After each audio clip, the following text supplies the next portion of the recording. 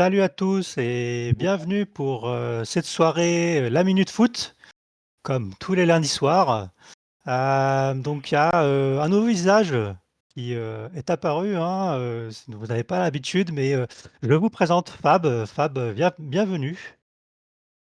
Merci, je suis ravi de passer de le faire en vidéo. J'étais là pendant l'Euro sur les tout débuts des salons vocaux et j'ai hâte de parler avec vous, de faire un petit débrief de ce week-end. Et, effectivement, c'est un plaisir de t'avoir. Et bah voilà, vous le connaissez tous. Le grand Manu aussi, qui est avec nous. Merci Manu. Salut Nico, salut Fab, salut à tous. Bah, écoutez, sans plus attendre, voilà, effectivement, on va parler, de la Ligue 1, mais pas que.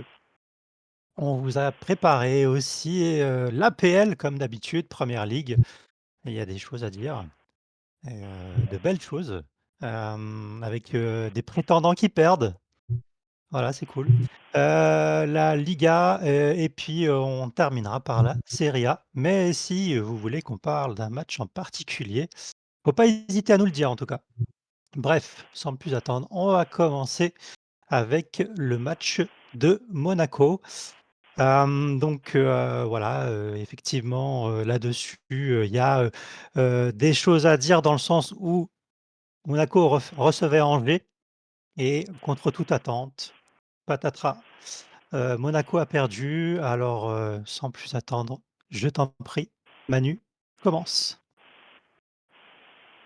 C'est la vraie surprise de ce week-end, parce que Monaco était invaincu depuis 6 mois, parce que le début de saison était très très bon. Il y avait déjà eu une défaite la semaine d'avant contre Nice, mais on en avait parlé, c'était pas du tout les mêmes conditions, il y avait un arbitrage catastrophique. On pouvait pas sortir de contenu de ce match-là parce que Monaco avait pris un carton rouge à la 40e minute. C'était un match à part. Mais la première vraie surprise, c'est ce match de Monaco face à Angers parce que le contenu est ultra mauvais. Il n'y a pas eu de match. Il n'y a pas eu de match parce qu'Angers l'a dominé, tout simplement. Angers a été plus fort. Et c'est une vraie surprise.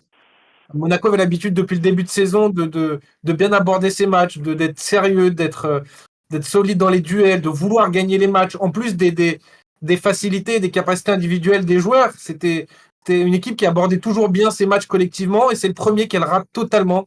Je ne sais pas ce que c'est, je ne sais pas si c'est parce que c'est de la facilité, en se disant c'est qu'Angers, le match va être facile parce qu'Angers c'est un promu, c'est une équipe de bas de tableau. Angers a des difficultés depuis le début de saison. Ils n'ont pas dû regarder le match face à Saint-Etienne, où Angers était très bon la semaine d'avant. C'est peut-être un peu de ça, et puis un peu de relâchement avec la Ligue des Champions à venir aussi peut-être. Et puis l'état d'esprit, parce qu'il commençait à y avoir de plus en plus d'interviews de joueurs qui disaient on lutte pour le titre, on est la meilleure équipe en France.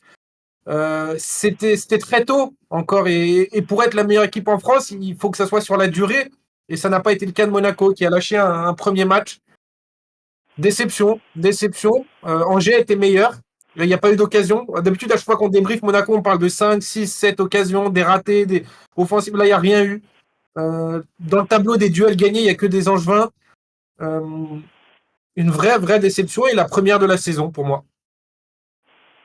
Merci Manu, voilà, je pense qu'on est tous d'accord, hein, pour dire que Monaco n'a pas été à la hauteur. Après, comme tu le dis, voilà, faut pas non plus enlever la performance d'Angers. Ils ont fait un match vraiment très costaud. Et de ton côté, Fab, est-ce que tu as, voilà, quelque chose à nous dire sur ce match? Donc, globalement, je suis d'accord avec ce qu'a dit Manu. Par contre, moi je trouve que les supporters monégasques donnent beaucoup de crédit à Mbolo. Et puis qu'il arrive à Monaco, je comprends pas que ce mec joue autant de matchs. Enfin, ses stats elles sont vraiment un peu horribles, moi je trouve, vous regarderez. Moi je trouve que c'est un mec qui est pas tranchant et qui a pas le niveau de Monaco. C'est pour ça que Schalke aussi la flop, tu vois. Franchement, Golovin, que je trouve toujours super fort, je l'ai pas trouvé, je le trouvais un peu en dedans. Niveau occasion, c'était pas terrible. Il a 2 tirs, il les rate. Passe non plus. Et ouais, enfin, franchement, je crois qu'ils ont pris 10 tirs contre Angers. Quand tu prends 10 tirs contre Angers, faut te poser des questions, tu vois. Bon, nous, Marseille, on avait pris le feu, mais c'est un peu pas pareil, tu vois, mais je sais pas. C'était ces genres de matchs, en fait, où tu perds des points. Et comme tu disais, au début de la saison, ça parle de ouais, on peut jouer le titre, pas au PSG, mais si tu perds ce genre de points, c'est même pas la peine d'espérer quoi que ce soit à la fin de la saison, moi, je pense. Ah, je te trouve dur avec les Monégasques quand même si, effectivement ils enchaînent 2 défaites d'affilée. Est-ce que pour toi, Manu, t'enterre pas quand même, la possibilité d'aller titiller le PSG? Ça va être compliqué maintenant parce que 6 points de retard, sans avoir joué le PSG encore, donc le PSG peut même creuser l'écart parce que Marseille et Lille ont déjà joué contre le PSG, mais pas Monaco. Alors on peut le voir aussi de manière inverse et de se dire que Monaco est capable de battre le PSG en confrontation directe et relancer le championnat. Ce serait a priori la seule possibilité maintenant parce que pour Mmh. gagner un championnat contre le PSG, il faut absolument battre ces équipes comme Angers. Enfin, il faut absolument gagner le championnat que tu dois gagner déjà avant de penser à aller à la première place. Et Monaco n'arrive pas à le faire. Moi, je pensais vraiment que c'était terminé cette époque-là parce qu'il y a eu une très très longue période d'invincibilité. 15 matchs à domicile, 8 mois, toutes compétitions confondues. Donc c'est une vraie déception. C'est dans la tête. Alors non, c'est pas enterré parce que de toute façon, l'objectif de Monaco, depuis le début, c'est le top 3. L'année dernière, c'est deuxième. Cette année, c'est encore le top 3. Il y a des absents, mais c'est pas une excuse. Fab parlait d'Embolo. Embolo joue beaucoup parce que Balogun est blessé, malheureusement. Sinon, c'était Balogun qui était très en forme. Et il a raison sur Embolo. C'est vraiment de la difficulté en ce moment. C'est pas un mauvais joueur, c'est un international suisse qui a déjà fait des très bons matchs, mais il a des vraies difficultés dernièrement depuis qu'il revient de blessure. Balogun est blessé. Zakaria, en plus, est blessé aussi. Et lui, c'est le capitaine. C'est le meilleur joueur depuis le début de saison de Monaco. Évidemment, c'est pas des excuses contre Angers, mais tout ça cumulé fait que Monaco a déjà peut-être perdu un petit peu la bataille face au PSG parce que le PSG ne perd pas de points, on va en parler tout à l'heure, mais dans sa compétition en Ligue 1, le PSG est hyper sérieux. Si derrière tu l'as un peu moins, c'est impossible, impossible parce que les effectifs ne sont pas aussi fournis que celui du PSG. Donc ouais, c'est déjà un petit peu compliqué. Enterré, non, parce que c'est que la 10e journée qui a 6 points, ça se rattrape. Mais faut pas de match comme ça, quoi. Faut pas de match que tu ne joues pas en te disant on est supérieur, c'est le bas de tableau, c'est un promu. Parce que ça ne pardonne pas. Angers, on n'en a pas parlé, mais c'est des individualités qui sont au-dessus du lot quand même. Abdelli, le match qu'il fait, c'est monstrueux. En plus, leur entraîneur du jeu a mis beaucoup plus de présence offensive. Donc il y a Abdelli, il y a Levina, il y a El Melali, il y a Nian. Ça peut faire mal, ça peut faire mal. Et ça a fait mal contre Monaco, comme ça fait mal contre Saint-Etienne. Ouais, c'est une vraie déception. Alors enterré, non, non, c'est pas enterré parce que de toute façon, Monaco va se reprendre. Ils l'ont très mal pris cette défaite. Ils l'ont dit, ils n'ont pas été au niveau, ils ont manqué de tout, ils le savent. Donc je pense pas que ça se reproduira. On va voir face à Strasbourg. Face à Strasbourg, ce sera une bonne réponse la semaine prochaine. Parce qu'en Oui, plus, l'OM a perdu des points à Strasbourg. Donc ça sera un bon révélateur pour Monaco. Mais la bataille au titre, c'est un peu trop dur, je trouve. C'est un peu trop dur. À mon avis, il y a une lutte entre Monaco, l'OM, Lille, Lyon, Lens, peut-être un petit peu plus bas. Est-ce qu'une équipe comme Monaco ou l'OM arrivera à aller chercher le PSG? J'en suis pas sûr, mais c'est pas impossible. C'est pas impossible du tout. yes, merci messieurs. Bah, écoutez, je vais conclure, notre interlude Monaco avec un petit son. Désolé pour Monaco. C'est Bah, du bien coup, on vu. va passer au PSG, j'ai envie de dire, hein? Le fameux match, du PSG, gagné sur le tout petit score de 1-0, contre des Lensois comme d'habitude, dans l'effort. Mais c'est vrai que, voilà et je pense que vous allez être d'accord avec moi, malheureusement, ça manque d'un vrai neuf qui est capable de scorer à Lens. Bah, ouais, là, je vois que quand même, le Zola n'est pas au niveau pour l'instant, et donc fort logiquement, ça, met très peu de buts, du côté lensois, sans parler du carton rouge qu'il y a eu en deuxième mi-temps. Fab, si tu veux commencer, n'hésite pas. Comme tu dis, moi je trouve que devant, ça manque d'un tueur, tu vois. Bon, Sotoka est un bon joueur, mais l'année dernière, sur les Lensois était assez déçu du rendement de Wai. T'aurais eu un Wai sur ce genre de match, je peux t'assurer qu'il marquait, parce que c'était typiquement le gars qui marquait vraiment, des fois que c'était nul contre les petites équipes, mais il était super clutch, tu vois, donc pour moi c'est une perte de fou. Et je sais pas si vous avez vu la question du journaliste qui a posé une question bizarre à Will Steele, vous avez vu ou pas? Laquelle? Vas-y, redis. Il a dit un truc bizarre, il a dit oui, le style de Will Steele, et personne ne comprenait pourquoi il a dit ça, tu vois. Ouais, Je trouve qu'il a un peu raison, tu vois, enfin, moi sa saison à Lens, qui est très très mitigée, tu vois. Et moi, je trouve que leur mercato a été étrange. Ils ont gardé des bons joueurs comme Danso, mais moi, je trouve que depuis 3 ans, ils viennent de plus en plus faibles, tu vois. Donc, je suis même étonné que le PSG n'ait pas gagné plus au niveau score, mais moi, pour moi, c'est pas une équipe qui va pour jouer l'Europe, tu vois. Et, je sais pas, Mmh. enfin, le score ne reflète pas forcément le match pour moi. Après, bah, pour moi, voilà, le fait que Danso reste, c'est aussi une histoire de transfert. Mais bon, on va pas refaire l'histoire. Oui. Et à la base, il était pas censé rester. Bref, on va pas, refaire ce qui s'est passé cet été. Mais vas-y Manu, je t'en prie. Oui, c'est une équipe qui s'affaiblit année après année, je suis d'accord, Lens, parce que tout simplement parce que c'est une équipe qui perd ses meilleurs joueurs année après année. Fab a parlé de Wai, c'est très vrai. Wai, c'était pas le grand buteur de Ligue 1 à Lens, mais il a quand même planté ses buts qui ont fait du bien. Et avant ça, il y avait Openda, il y avait Fofana. Là, ce week-end, face au PSG, il n'y avait pas Medina et ça se sent aussi. Cette équipe, dès qu'elle perd ses individualités, elle perd forcément un petit peu en qualité, comme partout. Mais là où je suis pas hyper inquiet et négatif pour Lens, c'est que malgré toutes ces lacunes, le secteur offensif avec Enzola qui est beaucoup trop seul, les départs, et ben malgré ça, le nombre de points est cohérent. C'est ça, moi, qui m'inquiète pas, c'est que cette équipe arrive à être très proche des places européennes. C'est sixième, je crois, si je dis pas de bêtises, ou septième après la 10e journée, à 1 ou 2 points du top 4. Donc, malgré des difficultés et des lacunes, il y a quand même une base de niveau qui, moi, que je trouve intéressante. Parce que ça a gardé le schéma qui avait fonctionné avec Francaise, parce que Will Steele arrive quand même à amener une volonté de maîtrise dans la possession du ballon. Il aime avoir ça. Mmh. Alors, ça ne se matérialise pas encore par des progrès, ça c'est évident. Mais moi, je trouve pas ça mauvais, ce que fait Lens. Il y a des lacunes évidentes. Mais moi, j'aime bien plutôt ce qui est fait. Je trouve ça cohérent. Je trouve qu'en fait, c'est difficile de faire mieux avec ce qu'il y a. Je vois pas comment Will Steele et Lens pourraient obtenir plus de points ou pourraient faire mieux. Parce qu'en plus, quand il manque Medina, c'est trop compliqué défensivement. Face au PSG, Lens concède énormément d'occasions. Fab a raison, Samba sort 2 arrêts ou 3 qui sont décisifs. Tout à fait. Mais je vois pas trop ce qui pourrait être fait de mieux parce que défensivement, sans Medina, c'est trop compliqué. Danso en plus, est à la rue depuis qu'il est revenu de son non-transfert. C'est plus le même joueur. Il va devoir retrouver du rythme. Et offensivement, parce qu'il n'y a pas grand-chose. Enzola, déjà, individuellement, c'est compliqué. Hein. Pour conserver un ballon, pour orienter le jeu, il est en difficulté, ce joueur. Donc, comme autour, en plus, bah, c'est le vide. Thomasson, c'est extrêmement limité, je trouve. Sotoka, c'est précieux, mais c'est pas un buteur, un joueur qui va faire des différences monstrueuses. C'est précieux dans le volume de course. Ah ben, c'est assez vite. Devant, il y a Rémi Lascarbo qui peut rentrer de temps en temps, qui fait quelques différences. Il l'avait fait à Monaco. Mais c'est léger, c'est léger. Et ça a manqué d'un œuf, tu l'as dit, Nico, ça a manqué d'un œuf des deux côtés, à Lens, mais aussi au PSG, parce que si le PSG ne gagne qu'1-0, c'est aussi parce que Paris manque d'un avant-centre capable de concrétiser des occasions. Asensio en a raté, Barcola en a raté. Donc ouais, ça a manqué de choses des deux côtés, mais globalement, c'était beaucoup plus fort individuellement pour le PSG. La maîtrise était quasi totale pour le PSG, la maîtrise collective au milieu de terrain, dans la conservation du ballon. Le PSG a dominé ce match. S'il y a 2 ou 3-0, c'est à peu près pareil. Donc un score Mmh. logique pour moi. Et je te confirme qu'ils sont bien septième, le RC Lens.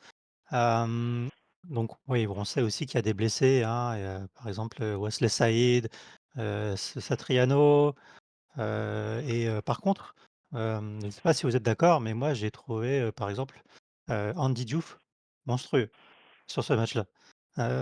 Franchement, voilà, on a parlé de Fofana, mais il avait des vraiment des faux airs de Fofana dans la façon qu'il a de D'accord. porter la balle et de percer en fait, de percer au milieu de terrain, franchement je l'ai trouvé quand même très, très, très, très bon sur ce match-là. Je ne sais pas si Et vous voulez réagir? Vas-y Manu. ce qui manque, et c'est totalement raison, c'est qu'il a fait un super match, c'est l'une des seules satisfactions individuelles. Ce qui manque, c'est que Fofana, en plus de faire ça, il était décisif proche du but adverse. C'est-à-dire que ses actions Mmh. aboutissaient souvent à un but ou à une passe décisive ou à un renvoi du gardien qui était repris. Ça aboutissait concrètement, alors qu'Andy Diouf, ça a du mal à être suivi derrière. Mais oui, oui, c'est clairement une individualité qui est au-dessus du lot et il n'y en a plus tant que ça. Il y a Koussanov, même s'il prend, justement, il prend son carton rouge et là, ça, on l'a pas dit, mais ça plie le match aussi. Parce qu'à 1-0, c'était déjà difficile, mais alors à 1-0 et à 10 contre 11, bah, c'était terminé. Euh, il y a Kusanov, il y a Diouf, il y a Frankowski. Frankowski n'était pas là non plus. En fait, Lens n'avait vraiment pas assez d'armes. Déjà, avec les titulaires, c'est compliqué. Si en plus, il leur manque 3 titulaires, bah, ça devient mission impossible, quoi. Donc, Mais comme tu l'as confirmé, 7e, pour moi, c'est pas une déception. Je trouve que c'est une équipe qui est même qui peut-être surperforme par rapport à ce qu'elle pourrait faire avec d'autres coachs ou avec d'autres contextes. L'environnement à Lens est très bon. Le stade souvent pousse les joueurs. C'est une mentalité d'être à Lens. C'est une mentalité de bagarreur, de coureur. Ça, j'aime bien. Il y a toujours une base qui est constante à Lens, malgré les lacunes individuelles qu'on a évoquées et qui sont très importantes. Tout à fait. Bon, je pense que on va pas revenir, voilà, sur, ce qu'a fait le PSG dans le sens où, c'est vrai qu'on a vu un petit PSG, mais en même temps, ils savent que, bah, ils sont au-dessus, en fait. Donc ils ont pas besoin non plus d'en faire des tonnes, quoi. Mais je vais juste dire un truc, Nico, voir votre avis Ouais, sur un truc. La gestion de Colomboigny, il faudrait que quelqu'un m'explique. Je ne comprends pas du tout qu'est-ce qui est envisagé, parce que là, c'est en train de devenir heu, catastrophique, en fait. je suis pas dans la tête C'est d'Enrique. bien connu, quoi. Ah non, mais vraiment, il veut le tuer. Et- Ouais, ouais, bah, là, Et vas-y là, Manu, c'est hein. là, c'est terminé pour Colombo. Là, ça veut dire clairement il n'a pas joué depuis 3 matchs, il ne s'échauffe plus. Là, ce que le PSG est en train de dire à Colomboigny, c'est qu'il faut trouver une porte de sortie au mercato d'hiver parce qu'on aimerait recruter un autre joueur que Luis Enrique veut. Luis Enrique ne veut plus de Colomboigny, il ne l'a jamais aimé, déjà de base. Colomboigny, moi, je pense que c'était une demande de Kylian Mbappé et que c'est passé en haut lieu, que ça n'a jamais été concerté dans le secteur sportif. De Kylian Mbappé ou pas, je ne sais pas. Mais en tout cas, que ça a été demandé autrement que par le secteur sportif et que le coach n'a jamais adhéré à ce profil individuel. Alors, le couac, c'est qu'il a coûté 90 millions d'euros. C'est ça le vrai couac. C'est qu'un joueur qui coûte 90 millions d'euros et tu te rends compte après que ça rentre dans aucune case de ce que tu veux faire, c'est un problème. C'est un problème que le PSG peut assumer financièrement, donc tant mieux, parce qu'il y a des couacs et parfois ça ne passe pas ailleurs. Au PSG, ça peut passer, c'est la chance. Mais clairement, la non-utilisation, ça veut dire à Colomboigny, il faut que tu trouves une porte de sortie parce qu'on est prêt à perdre de l'argent sur un transfert, mais il faut que tu trouves un club. Ça veut dire ça. Bon, bah, puisqu'il y a des couacs, hein, je vais en profiter messieurs. Voilà, il y a des couacs, donc on est d'accord. Et on enchaîne maintenant, on enchaîne, sur, Auxerre Rennes, si vous le voulez bien. Hem, donc là-dessus, écoutez, qu'est-ce qu'on peut dire de plus? À part que, la JO Auxerre a écrasé Rennes et bon, quand on voit Rennes, voilà, leur façon de jouer et ça laisse songeur. Alors qui veut, commencer? Manu peut-être? Vas-y, je vois bien, hein. En tant que, Ah, en tant vas-y qu'habitant Fab. près d'Auxerre, à 10 minutes d'Auxerre, tu vois, je peux témoigner un peu. Franchement, est-ce que vous vous rappelez qu'au début, j'avais dit que je voyais Auxerre dans les 8 premiers. Je sais pas si tu te rappelles, Nico, j'avais fait ce pari un peu dangereux. Ouais, ouais, ouais, ouais. Oui, je me Et souviens. franchement, là, tu vois, Ah ouais, mais non mais j'avais on dit, s'en souvient, hein. l'attaque, pour moi, l'attaque, c'est catastrophique.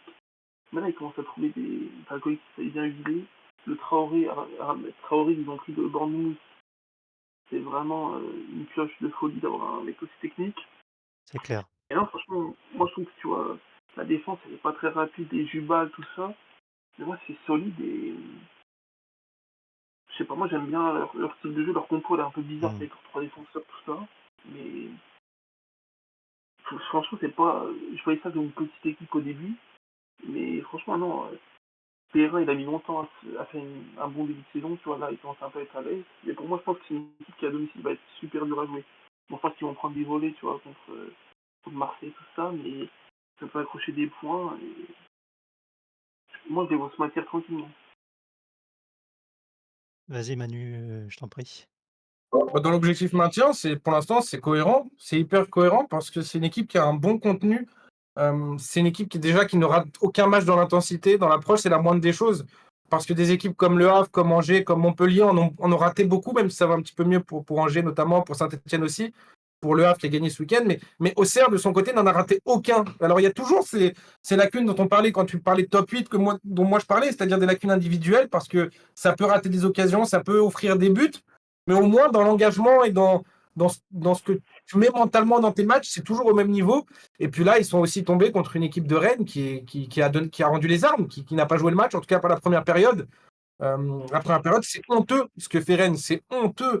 Il n'y avait pas d'envie, il n'y avait aucune volonté de récupérer les ballons, tous les duels perdus, comme Monaco face à Angers, exactement pareil.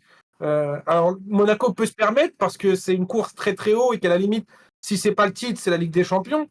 ou en tout cas la Coupe d'Europe. Mais Rennes ne peut pas se permettre ça, parce que Rennes est très proche de la zone de relégation et personne n'a l'air de s'en rendre compte, quoi. Donc les attitudes sont très inquiétantes.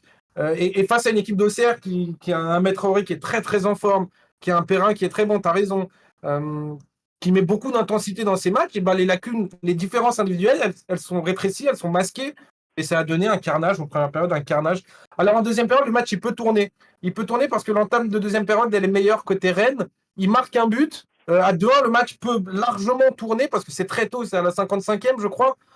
Et, et le but est annulé. C'est sur le début de la situation, c'est pénalty pour Auxerre. Donc ça passe d'un 2-1 à un 3-0 et là, c'est totalement terminé. Mais Auxerre n'a rien volé dans ce match. C'est un bon contenu. Top 8, je sais pas, pourquoi pas, hein. Même si devant, ça va vite quand même. Mais en tout cas, pour le maintien, c'est au-dessus de ce qui était attendu. C'est très bien. Bravo à Pélissier, bravo à Auxerre. Je ne sais pas si ça va suffire parce que ça va être compliqué, surtout si en bas ça se met à gagner. Angers se met à gagner, Le Havre se met à gagner, Saint-Étienne se met à gagner. Donc il y aura bataille. Mais Auxerre est au-dessus pour l'instant de cette bataille et c'est une satisfaction. Ah oui, tout à fait, je veux dire, avec 13 points, en 10 matchs, franchement, on s'attendait pas à ce que, voilà, Auxerre en soit là, et encore une fois, voilà, tu quoi? Tu au-dessus d'eux, tu as Strasbourg et Reims, et ce sont des équipes, voilà, on sait qui ont des lacunes, mais bah, il y a du jeu, en fait. On voit de belles choses. Donc là, on est sur, Reims, Strasbourg, Auxerre, Brest. Voilà, donc des équipes qui sont agréables à avoir et à regarder jouer, donc tant mieux, tant mieux, Bah, c'est une bonne chose.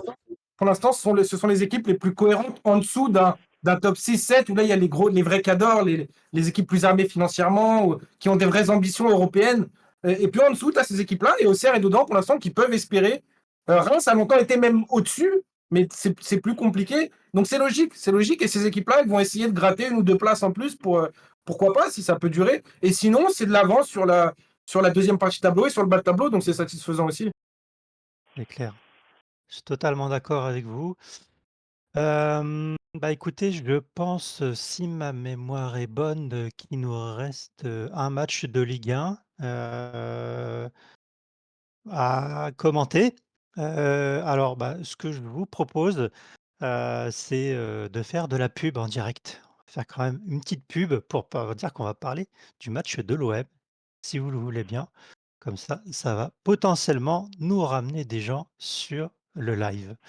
Alors, si vous voulez dire, quelque chose pour préparer, Sur Twitter, ben, voilà, sur Twitter, ouais, ouais, je vais faire un truc là par rapport à la minute foot qui vient, justement de tweeter. De votre côté, n'hésitez pas. Petite interlude, de toute façon, je pense qu'on n'est pas beaucoup sur le stream actuellement. On est 2. Alors là, il faut envoyer du lourd, messieurs. Hop, moi aussi je le fais de mon côté. c'est retweeté. Super!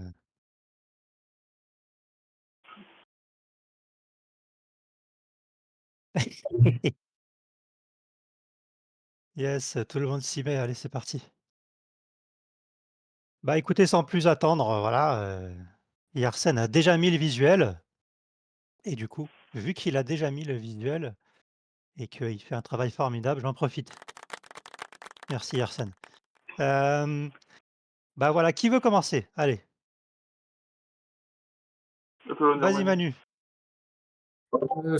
J'ai trouvé l'OM sérieux, appliqué, sans surbrillance, sans capacité à faire très mal offensivement, sans capacité à gagner un match 4-1 ou 5-1, ce qui aurait été possible. Mais j'ai trouvé l'OM appliqué, sérieux, déjà dans sa manière d'aborder le match, parce qu'on en a beaucoup parlé. Il y avait beaucoup de lacunes là-dessus, sur beaucoup de matchs. À chaque fois, il y avait soit une individualité qui tuait le match, soit une approche tactique qui n'était pas bonne. Là, j'ai trouvé tout cohérent. Les joueurs concernés, mais sans vouloir en faire trop.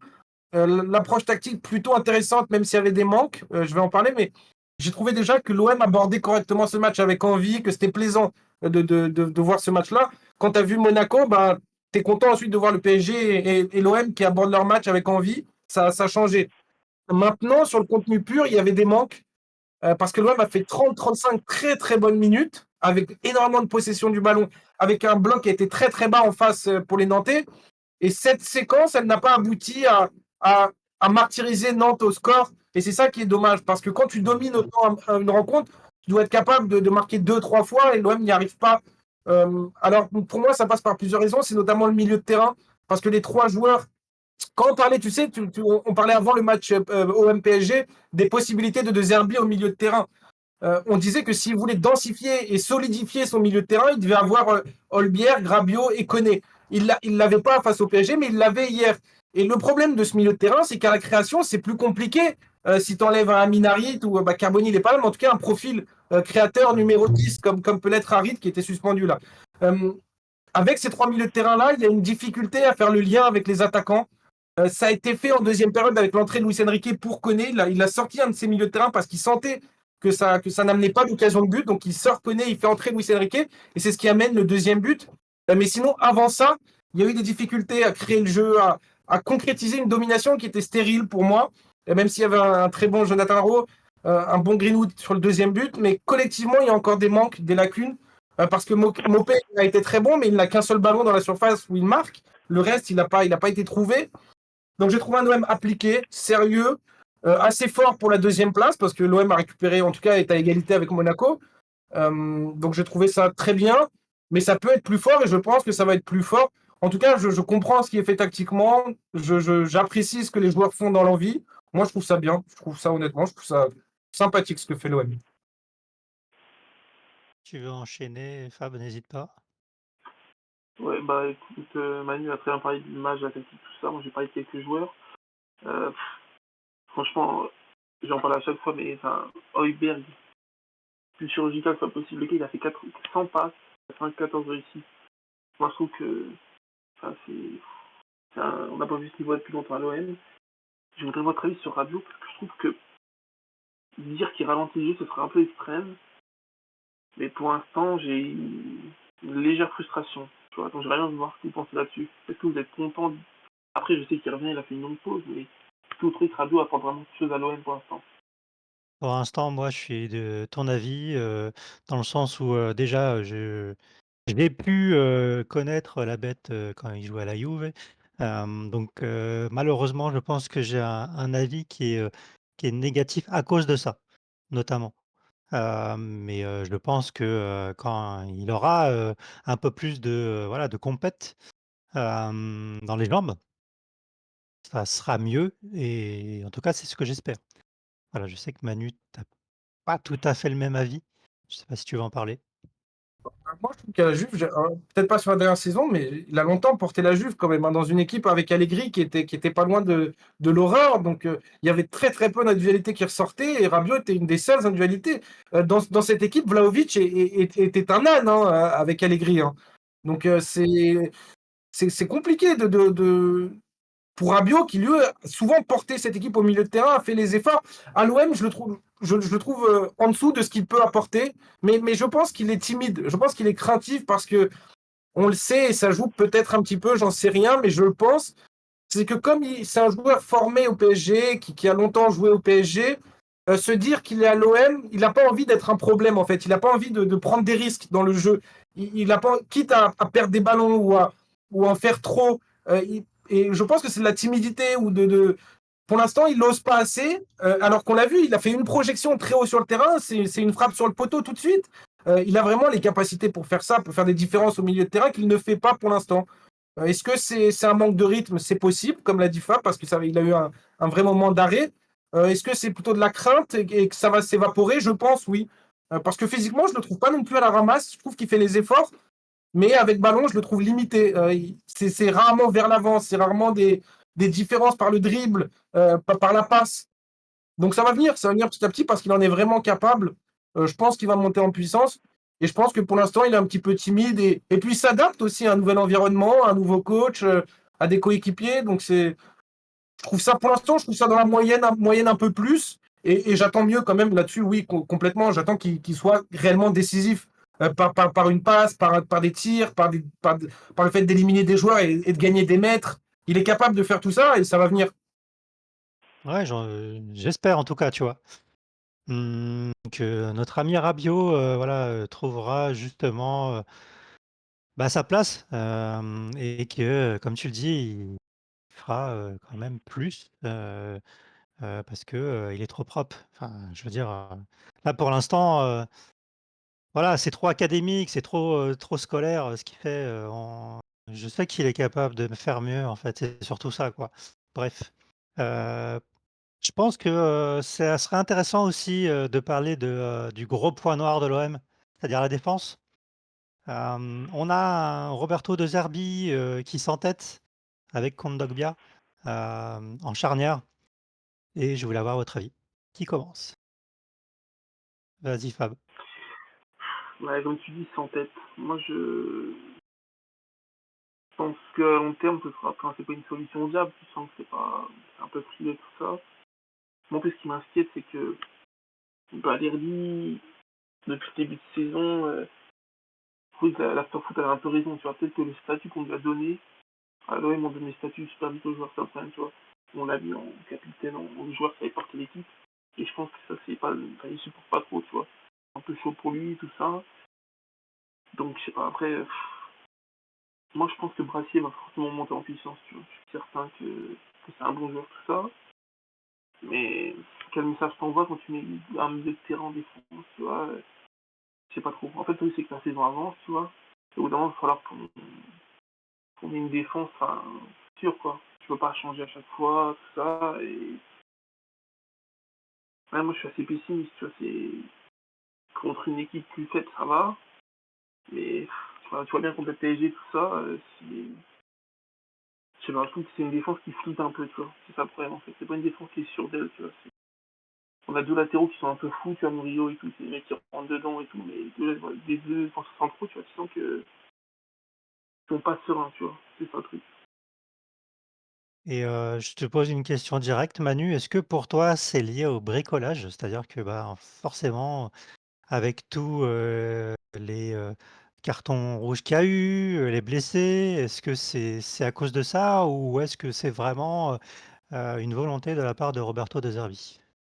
Il y a de ça, forcément, et même la blessure de Merlin, par exemple, parce que ça t'évite d'avoir des automatismes, d'aligner les mêmes quatre derrière et de trouver des satisfactions. Ça empêche ça, les suspensions, les blessures, notamment de Merlin, parce que Merlin à gauche, c'est indispensable. À droite, Lirola semble se détacher, mais il n'y a pas encore, entre Murillo et Lirola, c'est pas encore certain. Et dans l'axe, pour moi, ça manque un petit peu de qualité individuelle, tout simplement. Pourquoi? Parce que De Zerbi est obligé d'aligner Kondogbia, et le fait qu'il aligne Kondogbia en défense centrale, c'est le signe qu'il n'est pas satisfait avec le reste. Et ça, c'est un petit problème, parce que Kondogbia, c'est tout sauf un défense central. On le voit sur le but de Nantes hier, hein, dans la surface de réparation. Kadewere, je n'arrive pas à savoir ce que fait Kondogbia. Mais ça, c'est normal. Et il n'a pas l'habitude de suivre un numéro 9, de voir des déplacements dans la surface de réparation. C'est pas du tout son poste. C'est un pur milieu de terrain. Donc c'est évidemment que c'est problématique à un très haut niveau, mais pour moi, c'est dû un petit peu au bricolage et un petit peu au manque de qualité individuelle. Je pense qu'il faudrait un meilleur défenseur central, un grand défenseur central, en tout cas plus fort que. Parce que Cornelius est très fort au duel, mais on voit bien que ça ne convient pas à De Zerbi avec ballon. Et il met Kondogbia parce qu'il a envie d'une utilisation du ballon plus intéressante que Cornelius. Brassier dépanne souvent à gauche parce que Merlin a été blessé. Donc, il n'y a pas d'automatisme, il n'y a pas de réelle satisfaction et ça se sent. Alors c'est pas grave parce que offensivement ça permet de combler. L'OM comble offensivement ses manques défensifs, ça marque assez de buts, même si ça pourrait en marquer plus. Donc c'est pas très grave. Mais oui, l'étape du dessus, c'est certainement un secteur défensif de meilleure qualité et avec plus d'automatisme, avec plus de certitude. Oui, ça c'est évident. Roulier est très satisfaisant dans son but. Mmh. Devant lui, c'est un petit peu plus compliqué, oui. Dernière question sur l'OM. Est-ce que pour vous, il faut absolument un renfort défensif au mercato d'hiver? Fab, pour toi? Moi, je te dirais oui, mais en fait, là, si tu me demandais un nom, je cherche quel type de profil, tu vois. Qu'il Alors je soit sais un qu'il y mec avait les qui rumeurs, est sans ballot, qui Sildilia. est Rumeur de l'été dernier. Et Manu, je sais que tu, aimes bien. J'aime beaucoup ces là. J'ai beaucoup aimé l'Euro qu'il a fait, les JO. Moi, s'il y a un autre nom que je pouvais conseiller, alors je sais plus si c'est possible parce que c'était surtout l'été dernier qu'il fallait y aller. Maintenant, il est en train de cartonner en Liga, mais c'est Naïef Aguerd qui était à West Ham et qui maintenant joue à la Real Sociedad. C'est un excellent joueur et il a tout ce qu'il faut pour rentrer dans l'équipe de De Zerbi. C'est-à-dire qu'au duel, il est très fort. Il est très très rugueux dans les duels, mais par contre, c'est un gaucher très très fin avec ballon. Et pour moi, ce joueur réglerait tous les problèmes de Roberto De Zerbi défensivement. Alors, il faudrait voir parce que ça ferait deux gauchers, ça voudrait dire Aguerd, Balerdi. Il faudrait voir, mais pour moi, c'est le joueur parfait dans l'axe à recruter, si c'est possible. euh, Après avoir fait 6 mois ou un an avec la Real Sociedad, je ne pense pas que ce soit possible, mais à voir. Mais oui, oui, pour moi, il faudrait une recrue, en tout cas. Il faudrait un joueur qui rentre mieux dans la philosophie de De Zerbi parce qu'il n'aime pas Bamo Maïté. Il aime moyennement Cornelius, j'ai l'impression, même s'il le fait jouer. À gauche, c'est Merlin, mais est-ce qu'il y a une solution derrière Merlin? Parce que Brassier, c'est pas une solution pour moi. Est-ce que Garcia satisfait De Zerbi ou pas? Il y a beaucoup de questions, beaucoup d'interrogations, donc c'est à lui de répondre à ça. Mais pour moi, oui, il manque des individualités derrière, ça c'est évident. Il faudrait un ou deux joueurs, oui. Je vais vous poser une question sur Nantes maintenant parce que ça m'intéresse. J'ai lu, que, Raymond Domenech avait taclé, Gaël Lafont, comme quoi c'était un gardien des années 1920, je voulais savoir ce que vous en pensiez. Qui commence? Manu, peut-être? Mais pourquoi il a dit ça? Sur quelle circonstance, sur quelle base? Là, par rapport au match qu'il a vu, de Lafont où, a priori, il y a des frappes comme celle de, Greenwood, qu'il n'arrive pas à aller chercher. Enfin bref, c'est du Bah, Domenech dans le texte. il en sort une en début de match, en tout début de match, au bout de 4-5 minutes, il en sort une sur Greenwood qui est assez impressionnante parce que Greenwood, tu sais pas de quel côté il va frapper, il rentre sur son pied gauche, il peut croiser, il peut décroiser, il peut frapper dans tous les angles. Lafont en sort une très très belle. Sur le but, il ne peut rien faire parce que c'est Palois qui oublie Mopé derrière lui. Non, il y a eu quelques matchs où il y a eu des difficultés. Lafont, oui, c'est vrai. Sur le match face à l'OM, je vois pas ce qui peut lui être reproché. Il fait même plutôt un bon match. Sans lui, je pense que l'OM marque 2 fois au moins. Donc non, non. Il parle peut-être d'une époque plus récente. Il parle peut-être du joueur qu'il a eu quand il était entraîneur du FC Nantes pendant les 6 matchs, 7 matchs de son mandat. Je ne sais pas. Mais moi, j'ai pas l'impression. S'il y a eu une période où Lafont, ça a été compliqué quand même. Mais hier, j'ai pas Oui, trouvé du. Hier, oui, j'ai je me pas. souviens. T'en penses quoi toi, Fab? Comme disait Ranieri, hein, si Domenech parle de théâtre, je peux écouter mes football. Est-ce qu'on peut donner du crédit au petit rentreur français de l'histoire? Enfin, franchement, désolé, mais j'ai du mal à écouter cet homme parler de football. J'ai vraiment du mal. Surtout, enfin, c'est très dur sur le match qu'il fait, comme disait Manu. Franchement, surtout, est-ce que ce gars a encore le droit de parler de Nantes? Parce que enfin, son passage était légendaire, hein, c'est sûr. Hein, mais, enfin, bref, je ne comprends pas épouser, mais c'est. Ouais. Yes. Ah, merci messieurs, je pense qu'on va refermer la Ligue 1 et sans plus attendre, on va passer à la Première Ligue. Il y a eu, des matchs, très intéressants. Sans plus attendre, je pense qu'on va commencer par un petit Manchester United-Chelsea, match, qui s'est soldé par un match nul, avec, une histoire de penalty aussi. Est-ce que tu veux commencer, Manu? Ouais, c'était un vrai bon match. Moi, j'ai pris du plaisir devant ce match. Manchester est plus fort que récemment avec Ten Hag, parce que Ten Hag est parti. C'est Van Nistelrooy qui fait l'intérim en attendant l'arrivée d'Amorim du Sporting. Et puis, je sens les joueurs libérés, délivrés. Ils courent beaucoup, ils font les efforts, c'est bien organisé. Van Nistelrooy fait quelque chose de cohérent. Et ils sont tombés, parce que c'est une équipe qui est en coupe, on a passé 4 ou 5. Ils sont Mmh. tombés face à un très bon Chelsea, comme d'habitude, comme depuis le début de saison. C'est vraiment fort ce que fait Enzo Maresca avec Chelsea. J'arrête pas de le dire, mais moi je suis impressionné par ce qu'il fait. Il intègre le top 4 parce qu'Aston Villa a perdu ce week-end, donc Chelsea rentre dans le top 4 et c'est mérité. C'est une vraie équipe de Ligue des Champions, Chelsea. Donc c'est rassurant pour Manchester United parce que réussir à faire le match et à prendre un point contre une équipe qui a un niveau Ligue des Champions en face, c'est intéressant. Et Chelsea, moi j'ai encore beaucoup aimé Romeo Lavia. qui devient indiscutable au milieu de terrain, qui s'impose comme un titulaire maintenant depuis quelques matchs, et c'est monstrueux ce joueur. Depuis qu'il est revenu d'une longue blessure, il est monstrueux tout de suite. Je le trouve impressionnant. J'ai aimé encore Cole Palmer. Il y a beaucoup de satisfaction, même s'il y a des individualités qui ne sont pas encore au niveau, notamment les latéraux, défensivement aussi, mais un bon match qui rassure les deux équipes. Chelsea, ça leur convient bien, c'est un partout parce qu'ils rentrent dans le top 4. Et Manchester United, ça rassure et ça ne perd plus en attendant une vraie mise en place que veut Amorim, qu'il va changer et une vraie révolution ensuite. Mais c'est pas honteux, quoi.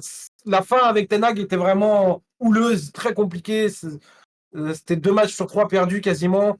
Donc là, les joueurs sont libérés, c'est plus cohérent.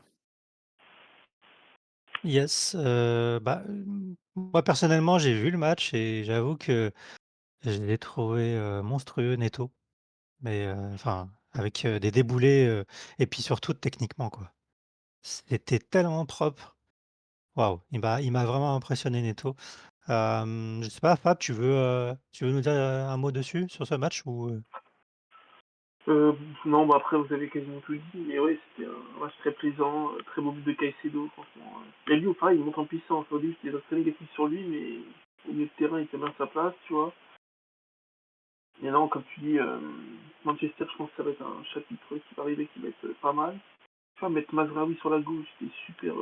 Je disais, pour la vie au Bayern, j'étais un peu dubitatif, mais franchement, la défense qu'ils ont, tu vois, Mazraoui, De Ligt, Martinez et Dalot, je trouve qu'en PS, c'est très sérieux, tu vois. Et là, franchement, moi je pense que Højlund va un peu plus scorer qu'il fait, tu vois. Mais non, franchement, je pense qu'ils vont être, comme tu dis, plus délivrés et tout, il y aura moins de. Ça va être plus simple pour eux par la suite. Après, Chelsea, moi je suis vraiment étonné du nombre de remplaçants, vous savez, du genre qu'ils ont. Mmh. Moi je comprends pas trop le fait de faire jouer des Madueke à la place de Mudryk, Joao Félix et Nkunku jouent pas assez, tu vois. Mais voilà, c'est pareil, je pense ils finiront européens à la fin de la saison, mais juste, je comprends pas certains choix, tu vois. C'est plutôt ça qui m'interpelle à Chelsea, quoi. Je sais qu'il a pas eu beaucoup de temps de jeu, Mudryk, mais je l'ai trouvé super emprunté quand il est rentré, quoi. Et, Heu, et puis Modric, Vas-y, vas-y Manu. c'est un pur ailier gauche, il a toujours joué à gauche. Le problème, c'est qu'il est plutôt en concurrence avec Pedro Neto à gauche, Modric. Palmer en 10, tu peux pas tellement l'enlever. C'est Nkunku pourrait jouer là, mais Palmer, aujourd'hui, c'est le premier joueur que tu mets sur la feuille de match à Chelsea. Et Nicolas Jackson aussi marque beaucoup de buts en 9. Nkunku peut jouer les deux postes, soit en 10, soit en 9. Et il a 2 joueurs, Palmer et Jackson, qui sont extrêmement performants. Mais Nkunku est performant aussi parce que Chelsea a l'avantage d'avoir la Conference League. Donc Nkunku a du temps de jeu quand même. Et à chaque fois, il est performant. Donc moi, je trouve ça bien. À chaque fois qu'il change d'équipe, que ce soit pour la Conference League où il fait un petit peu tourner, ou la Première Ligue où il a ses bases, à chaque fois, c'est performant. C'est vrai qu'Nkunku, pour avoir plus de temps de jeu en Première Ligue, il le mériterait. Mais en même temps, c'est tellement performant à ces 2 postes avec Jackson et Palmer que tu n'as pas trop envie d'y toucher. Madueke à droite, tu as raison. Le problème, c'est que c'est le seul poste où il n'y a pas tellement de rotation possible. Parce qu'Nkunku à droite, il n'a jamais joué, je ne sais pas ce que ça donnerait, je ne suis pas sûr que ça soit une possibilité, mais pourquoi pas. Et Mudryk, c'est un pur ailier gauche. Donc, et Joao Félix, c'est pareil, c'est soit numéro 10, soit numéro 9.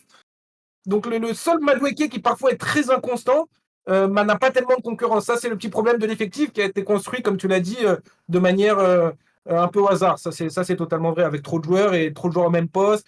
Il y a trop d'attaquants, il n'y a pas assez de défenseurs. C'est les pieds des joueurs, tout le monde s'en fout. S'il est gaucher ou droitier, ça a été monté assez aléatoirement. Mais dans ce bourbier, Enzo Maresca fait des choses qui sont très intéressantes, je trouve, tactiquement. Mmh, tout à fait. Mais vous Et croyez encore au Joao Félix ou pas, vous, personnellement? ouais, j'ai pas compris sa signature à Chelsea, honnêtement, mais j'ai l'impression que, de toute façon, il était, enfin, on va pas refaire l'histoire en Liga, mais il était perdu, donc Ah, vous savez pour qui il est, Joao Félix, c'est un joueur pour qui, vous devrez le savoir. C'est un joueur pour Roberto De Zerbi. Hein. oui, je suis d'accord, ouais. C'est le profil qui l'adorerait et qui a un poste soit de numéro 10, soit de numéro 9, pourquoi pas, mais surtout numéro 10, j'espère et je pense, ce serait un massacre. Mais le problème, c'est que, comme tu l'as dit, pourquoi est-ce qu'il va à Chelsea, Fab? À mon avis, c'est le fait de se dire, tu sais, quand tu es tellement une étoile, que tout le monde dit de toi, que tu es tellement au-dessus du lot, tu n'as pas envie d'être étiqueté dans un club moins riche ou moins capable d'obtenir des trophées européens. Je ne sais pas ce qu'il se dit. mais c'est ce qui doit se dire, Joao Félix. Je n'ai pas envie de descendre d'un échelon en club, quitte à gagner du temps de jeu. Mais c'est un très mauvais choix, comme il en fait beaucoup depuis qu'il est parti de Benfica, malheureusement. Et le problème, c'est qu'il peut être au-dessus du lot tout ce qu'il veut. Il ne peut pas l'exprimer et personne ne le voit. Donc c'est un problème. Moi, j'aurais adoré qu'il joue à Monaco. C'est un joueur, évidemment, pour Roberto De Zerbi à l'OM. J'adorerais qu'il se relance dans un club en Ligue 1. C'est un joueur pour le PSG aussi. Mais j'adorerais qu'il se relance dans un club de Ligue 1 avec des entraîneurs maintenant qui de plus en plus aiment ce profil de joueurs-là, parce qu'on les a ramenés en Ligue 1. Donc ça serait bien de ramener les joueurs qui vont avec aussi. Ça coûte très cher. C'est une star à gérer. Mais moi, je suis complètement fan. Je suis complètement fan. Et tu rejoins Fab sur le fait que son choix de Chelsea, c'est encore un mauvais choix de plus. Il est à 8 millions de livres à Chelsea. Ça fait combien ça en euros? Oh, ça 10 millions d'euros par an, ça va. Ah, C'est ah. beaucoup quand même. Ouais, bah, on n'a pas les moyens pour l'instant. Ah, par contre, oui, je voulais juste parler de Garnacho, que j'ai trouvé, pas bon dans le sens où il a bouffé la feuille plus d'une fois, à United. Je te vois, faire, Et t'as la vu, moue, t'as vu comment Casemiro l'a engueulé sur une perte de ouais, balle? Ouais, ouais, non, ouais. c'est un joueur, j'ai l'impression qu'il a du mal à franchir la limite du très très haut niveau, du plus haut du top 4 Première Ligue. J'ai encore des doutes, moi, personnellement, là-dessus. C'est un bon joueur, c'est un ailier capable d'éliminer, capable d'envoyer des ballons devant, de terminer parfois. Est-ce qu'il a le talent pur pour être très très haut? Bah, j'ai un petit peu de doute, mais on va voir, et c'est encore un très jeune joueur, donc c'est pas définitif. Mais je pense que si United peut avoir un joueur d'un standing plus élevé. Alors, ça devait être Anthony, malheureusement, c'est pas le cas pour l'instant. Mais Garnacho, je le trouve limité. Je suis bien d'accord. Bah, écoutez, je pense que si c'est OK pour vous, on va passer à un autre match, un certain Bournemouth, City. Voilà, il y a beaucoup de choses à dire, sur ce match. Qui veut commencer? Fab? J'ai pas regardé, je suis désolé, j'ai Ah, pas vu ce match-là, pas de j'avoue. souci. Tu connais le score ou pas? Oui, j'ai vu quand même, j'étais étonné même, donc D'accord. si vous avez, j'ai hâte d'entendre votre avis pour comprendre un peu ce qui s'est passé. Alors demande l'avis de Manu, tu vas voir, il va te dire. Monaco a perdu et Monaco était obligé de faire comme le modèle pris en compte, c'est-à-dire City. Donc City a perdu aussi, c'était obligatoire. Les deux ont perdu en même temps. C'était les deux équipes invaincues avant ce week-end, c'est les deux équipes qui ont perdu. C'est une surprise, oui, c'est une surprise parce que City enchaînait très bien, même avec la blessure de Rodri, même avec la blessure de De Bruyne. Mais c'est pas tellement une surprise parce que c'était sur un fil depuis quelques matchs. Physiquement, le match en coupe à Tottenham a fait du mal avec des blessures encore. Alors là, il y avait Haaland face à Bournemouth, mais Haaland tout seul. Haaland qui avait trop peu de ballons. Et puis globalement, c'était très très limité physiquement. Kyle Walker a explosé physiquement. Il y a plusieurs joueurs qui ont du mal à enchaîner physiquement parce qu'il y a beaucoup de problèmes de blessures à City. Et puis, il y a une équipe de Bournemouth qui a été très bonne, tout simplement aussi. Bournemouth qui a battu Arsenal. Bournemouth qui bat City. Euh, Comme Monaco, qui est tombé sur un très bon Angers. Ces équipes-là sont censées être supérieures.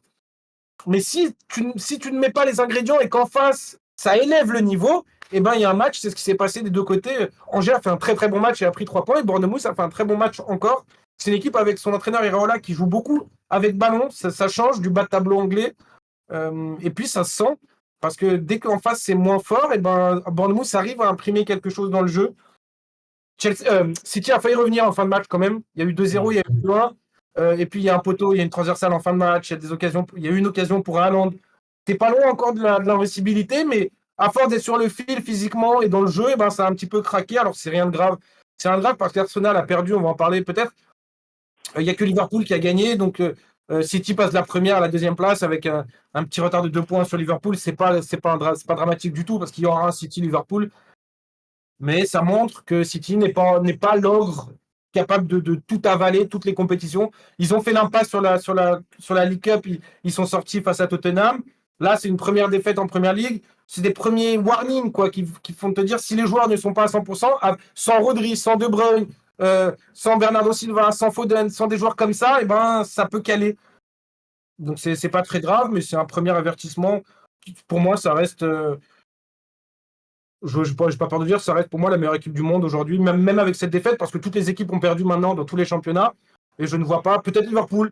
Je te disais, entre Arsenal, Liverpool et City, je voyais plus City et Liverpool. Liverpool prend un petit peu d'avance ce week-end, mais c'est 2 points, c'est rien du tout. La bataille va continuer, quoi. Ouais, et sur ce match-là, j'ai trouvé extraordinaire Semenyo. Ah, il était pour et au moins, il était partout, quoi. De toute façon, c'est à l'image de l'équipe, hein. On voyait que, voilà, le fait que déjà ils marquent, ça leur a décuplé, l'envie, les forces, voilà, ils ont senti que c'était possible et tu les lâchais plus les gars, hein. Ils étaient à fond, à fond. Et puis c'est vrai que, voilà, je crois que c'est le premier but où Foden, il se fait, enfin, c'est incroyable, quoi. Comment il se fait avoir, Foden. J'ose, dire qu'il s'est fait avoir, comme un bleu, Foden, voilà. Et vu que je fais une superbe blague, j'en profite. Ouais, non, mais là-dessus, ouais, défensivement, c'est vrai que là, ça a pris l'eau, quoi. Tu le voyais, c'était pas du tout à la hauteur. Il y a eu quand même Vardiol, qui a essayé, voilà, de, d'ailleurs, c'est lui qui marque, un but, incroyable. Il met une de ses têtes, l'enfoiré. Mais oui, là, pour le coup, on l'a vu, face à l'envie et voilà, quand tu comme tu l'as dit, Manu, quand tu hausses le niveau pour différentes raisons, par rapport à l'envie et le fait que tout de suite les joueurs, étaient pas inhibés en fait. C'est aussi ça, c'est qu'il y a beaucoup d'équipes qui ont trop respecté City, quoi. Donc à partir de là, ça a fait un super match, et ouais, c'est tout ce que je peux dire là-dessus. Moi je suis pas du tout inquiet, hein, je suis comme toi Manu, clairement, City ça reste City, quoi. Donc ils ont le droit de passer au travers, c'est pas des machines. Bah, écoutez, si c'est bon pour vous, à moins que tu veuilles, dire quelque chose, Fab, je passe à la suite. Non, j'ai bien tout ce que vous m'avez dit. Non, c'est intéressant à voir la suite, hein, mais c'est vrai que le championnat anglais va peut-être être plus intéressant cette année. Franchement, ouais, peut-être plus de concurrence qu'avant. Ouais. Yes. Bah, on va passer, notre petit, Newcastle-Arsenal. Effectivement, Arsenal, a encore perdu, ce week-end, et je tends la perche à Manu. Je le sens bien parti. Tu l'as pas vu? Si, j'ai vu, mais je te dis semaine après semaine que moi je suis déçu pour Arsenal. Attention, dans la course au titre, hein, pas déçu pour Arsenal par ce qu'ils font, mais au plus haut niveau pour la première place, qui est la marge de progression d'Arsenal. Mais j'ai encore une fois été super déçu parce que c'est les Mmh. mêmes problèmes à chaque fois. City, je vois les solutions. Je vois Rodri qui est absent, je vois De Bruyne qui est absent, je vois Doku qui manque beaucoup de matchs, je vois défensivement des absences. Donc, je suis pas inquiet. Pour Arsenal, les choses se répètent et il n'y a aucune solution. C'est ça, moi, qui m'embête. Ils ont perdu aujourd'hui ou hier, je sais plus aujourd'hui, je crois, leur directeur sportif, Edu, qui est à la base de la construction avec Arteta. Il a l'air de se passer des choses pas très cool à Arsenal. Je ne sais pas ce qui se passe, mais ça a l'air assez tendu. Et moi, je le comprends parce que pour moi, il manque beaucoup de choses. Je te parlais d'un attaquant. Je ne sais pas qui a décrété que Kaya Vert c'était un numéro 9, mais il faut qu'il révise. Il faut qu'il revoie ses classiques de vrai numéro 9 parce que Kaya Vert, n'en est pas un. Et forcément, face à une équipe de Newcastle qui avait déjà beaucoup embêté City, City avait réussi à prendre un point. Si toi, tu n'arrives pas à faire quoi que ce soit offensivement, ben, tu perds le match 1-0. C'est ce qui s'est passé. Newcastle a beaucoup défendu. Isaac marque très tôt, mais ensuite ça a énormément défendu et Arsenal n'a jamais trouvé de solution parce que Trossard c'est hyper limité. Parce que quand Saka n'arrive pas à faire de différence individuelle, bah, il n'y a plus rien offensivement. Bah, l'apport des milieux de terrain offensivement est limité. Donc il y a beaucoup de déceptions à un très haut niveau, attention, mais je trouvais Arsenal en dessous de Liverpool et City et ça confirme qu'ils sont vraiment en dessous parce que là, Arsenal n'est plus à bataille avec City et Liverpool pour l'instant.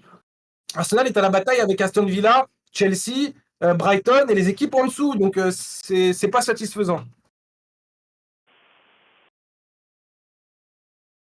Salut! Je sais pas si vous m'entendez? On Oui, t'attend. je t'entends. Ouais. Un petit problème technique à la maison. Si je vous dis ce qui se passe, vous allez pas me croire. Vas-y, vas-y. Ça a débranché le Wi-Fi. Ça 2 embêtant. secondes, je reviens. N'hésitez pas à continuer Vas-y, à parler, je reviens. vas-y, bah, écoute Manu, j'ai besoin de ton avis. J'en peux plus que les fans d'Arsenal nous disent ouais, mais Havertz il est bon dans le jeu. Thibaut Werner était bon dans le jeu à Chelsea. Mais je suis désolé, faut. Dès qu'Havertz marque un but tous les 5 matchs, on dit ah non, vous avez vu, il est bon et tout, mais on donne trop de crédit à ce joueur. Et Thibaut Werner mérite plus de crédit qu'Havertz, même pour moi, tu vois. Mais c'est pas possible si tu veux avoir les ambitions les plus élevées. Même Liverpool qui a du mal à accepter le fait que Darwin Nunez soit dans leur équipe parce qu'il lui trouve des lacunes techniques, justement. Il lui trouve l'inverse des lacunes de Kai Havertz. C'est-à-dire que Darwin Nunez, c'est plus compliqué dans le jeu. Lui, c'est un pur joueur de surface. Mais au moins, tu as ce profil-là à Liverpool qui est ultra important. On va en parler après, mais Liverpool, ce week-end, gagne face à Brighton parce que Darwin Nunez est décisif sur le deuxième but. Arsenal, il n'y a pas ce joueur-là dans la surface qui va être décisif sur un, deux ballons. Et ça n'existe pas. Si tu n'as pas Kavers, tu as personne. Ils ont vendu Nketiah qui était une solution. Ils ont vendu Balogun qui était une solution à Monaco. Il n'y a. Gabriel Jesus, visiblement, n'est pas une solution parce qu'il ne joue jamais ou alors quand il joue, c'est sur un côté. Donc ils n'ont pas cet attaquant comme City avec Haaland, comme Liverpool avec Darwin Nunez. Ils sont réfractaires à ça, un petit peu comme Luis Enrique avec le PSG. Je pense que c'est Arteta et je pense que c'est une erreur, mais c'est le choix et c'est pas payant. Pour l'instant, c'est c'est pas payant du tout parce que en Ligue des Champions, ça avait déjà manqué. Contre Porto, ils n'étaient pas passés loin du tout l'année dernière de sortir avant parce qu'ils n'arrivaient pas à mettre ce but face à une équipe Mm. très compacte et très forte défensivement comme Porto. Ils ont failli sortir à ce tour-là. Là, en première ligue, ça ne suffit pas non plus. Donc, je ne sais pas quand ils vont s'en rendre compte. Ils ont pris Sterling, mais Sterling, c'est pas du tout ce profil-là.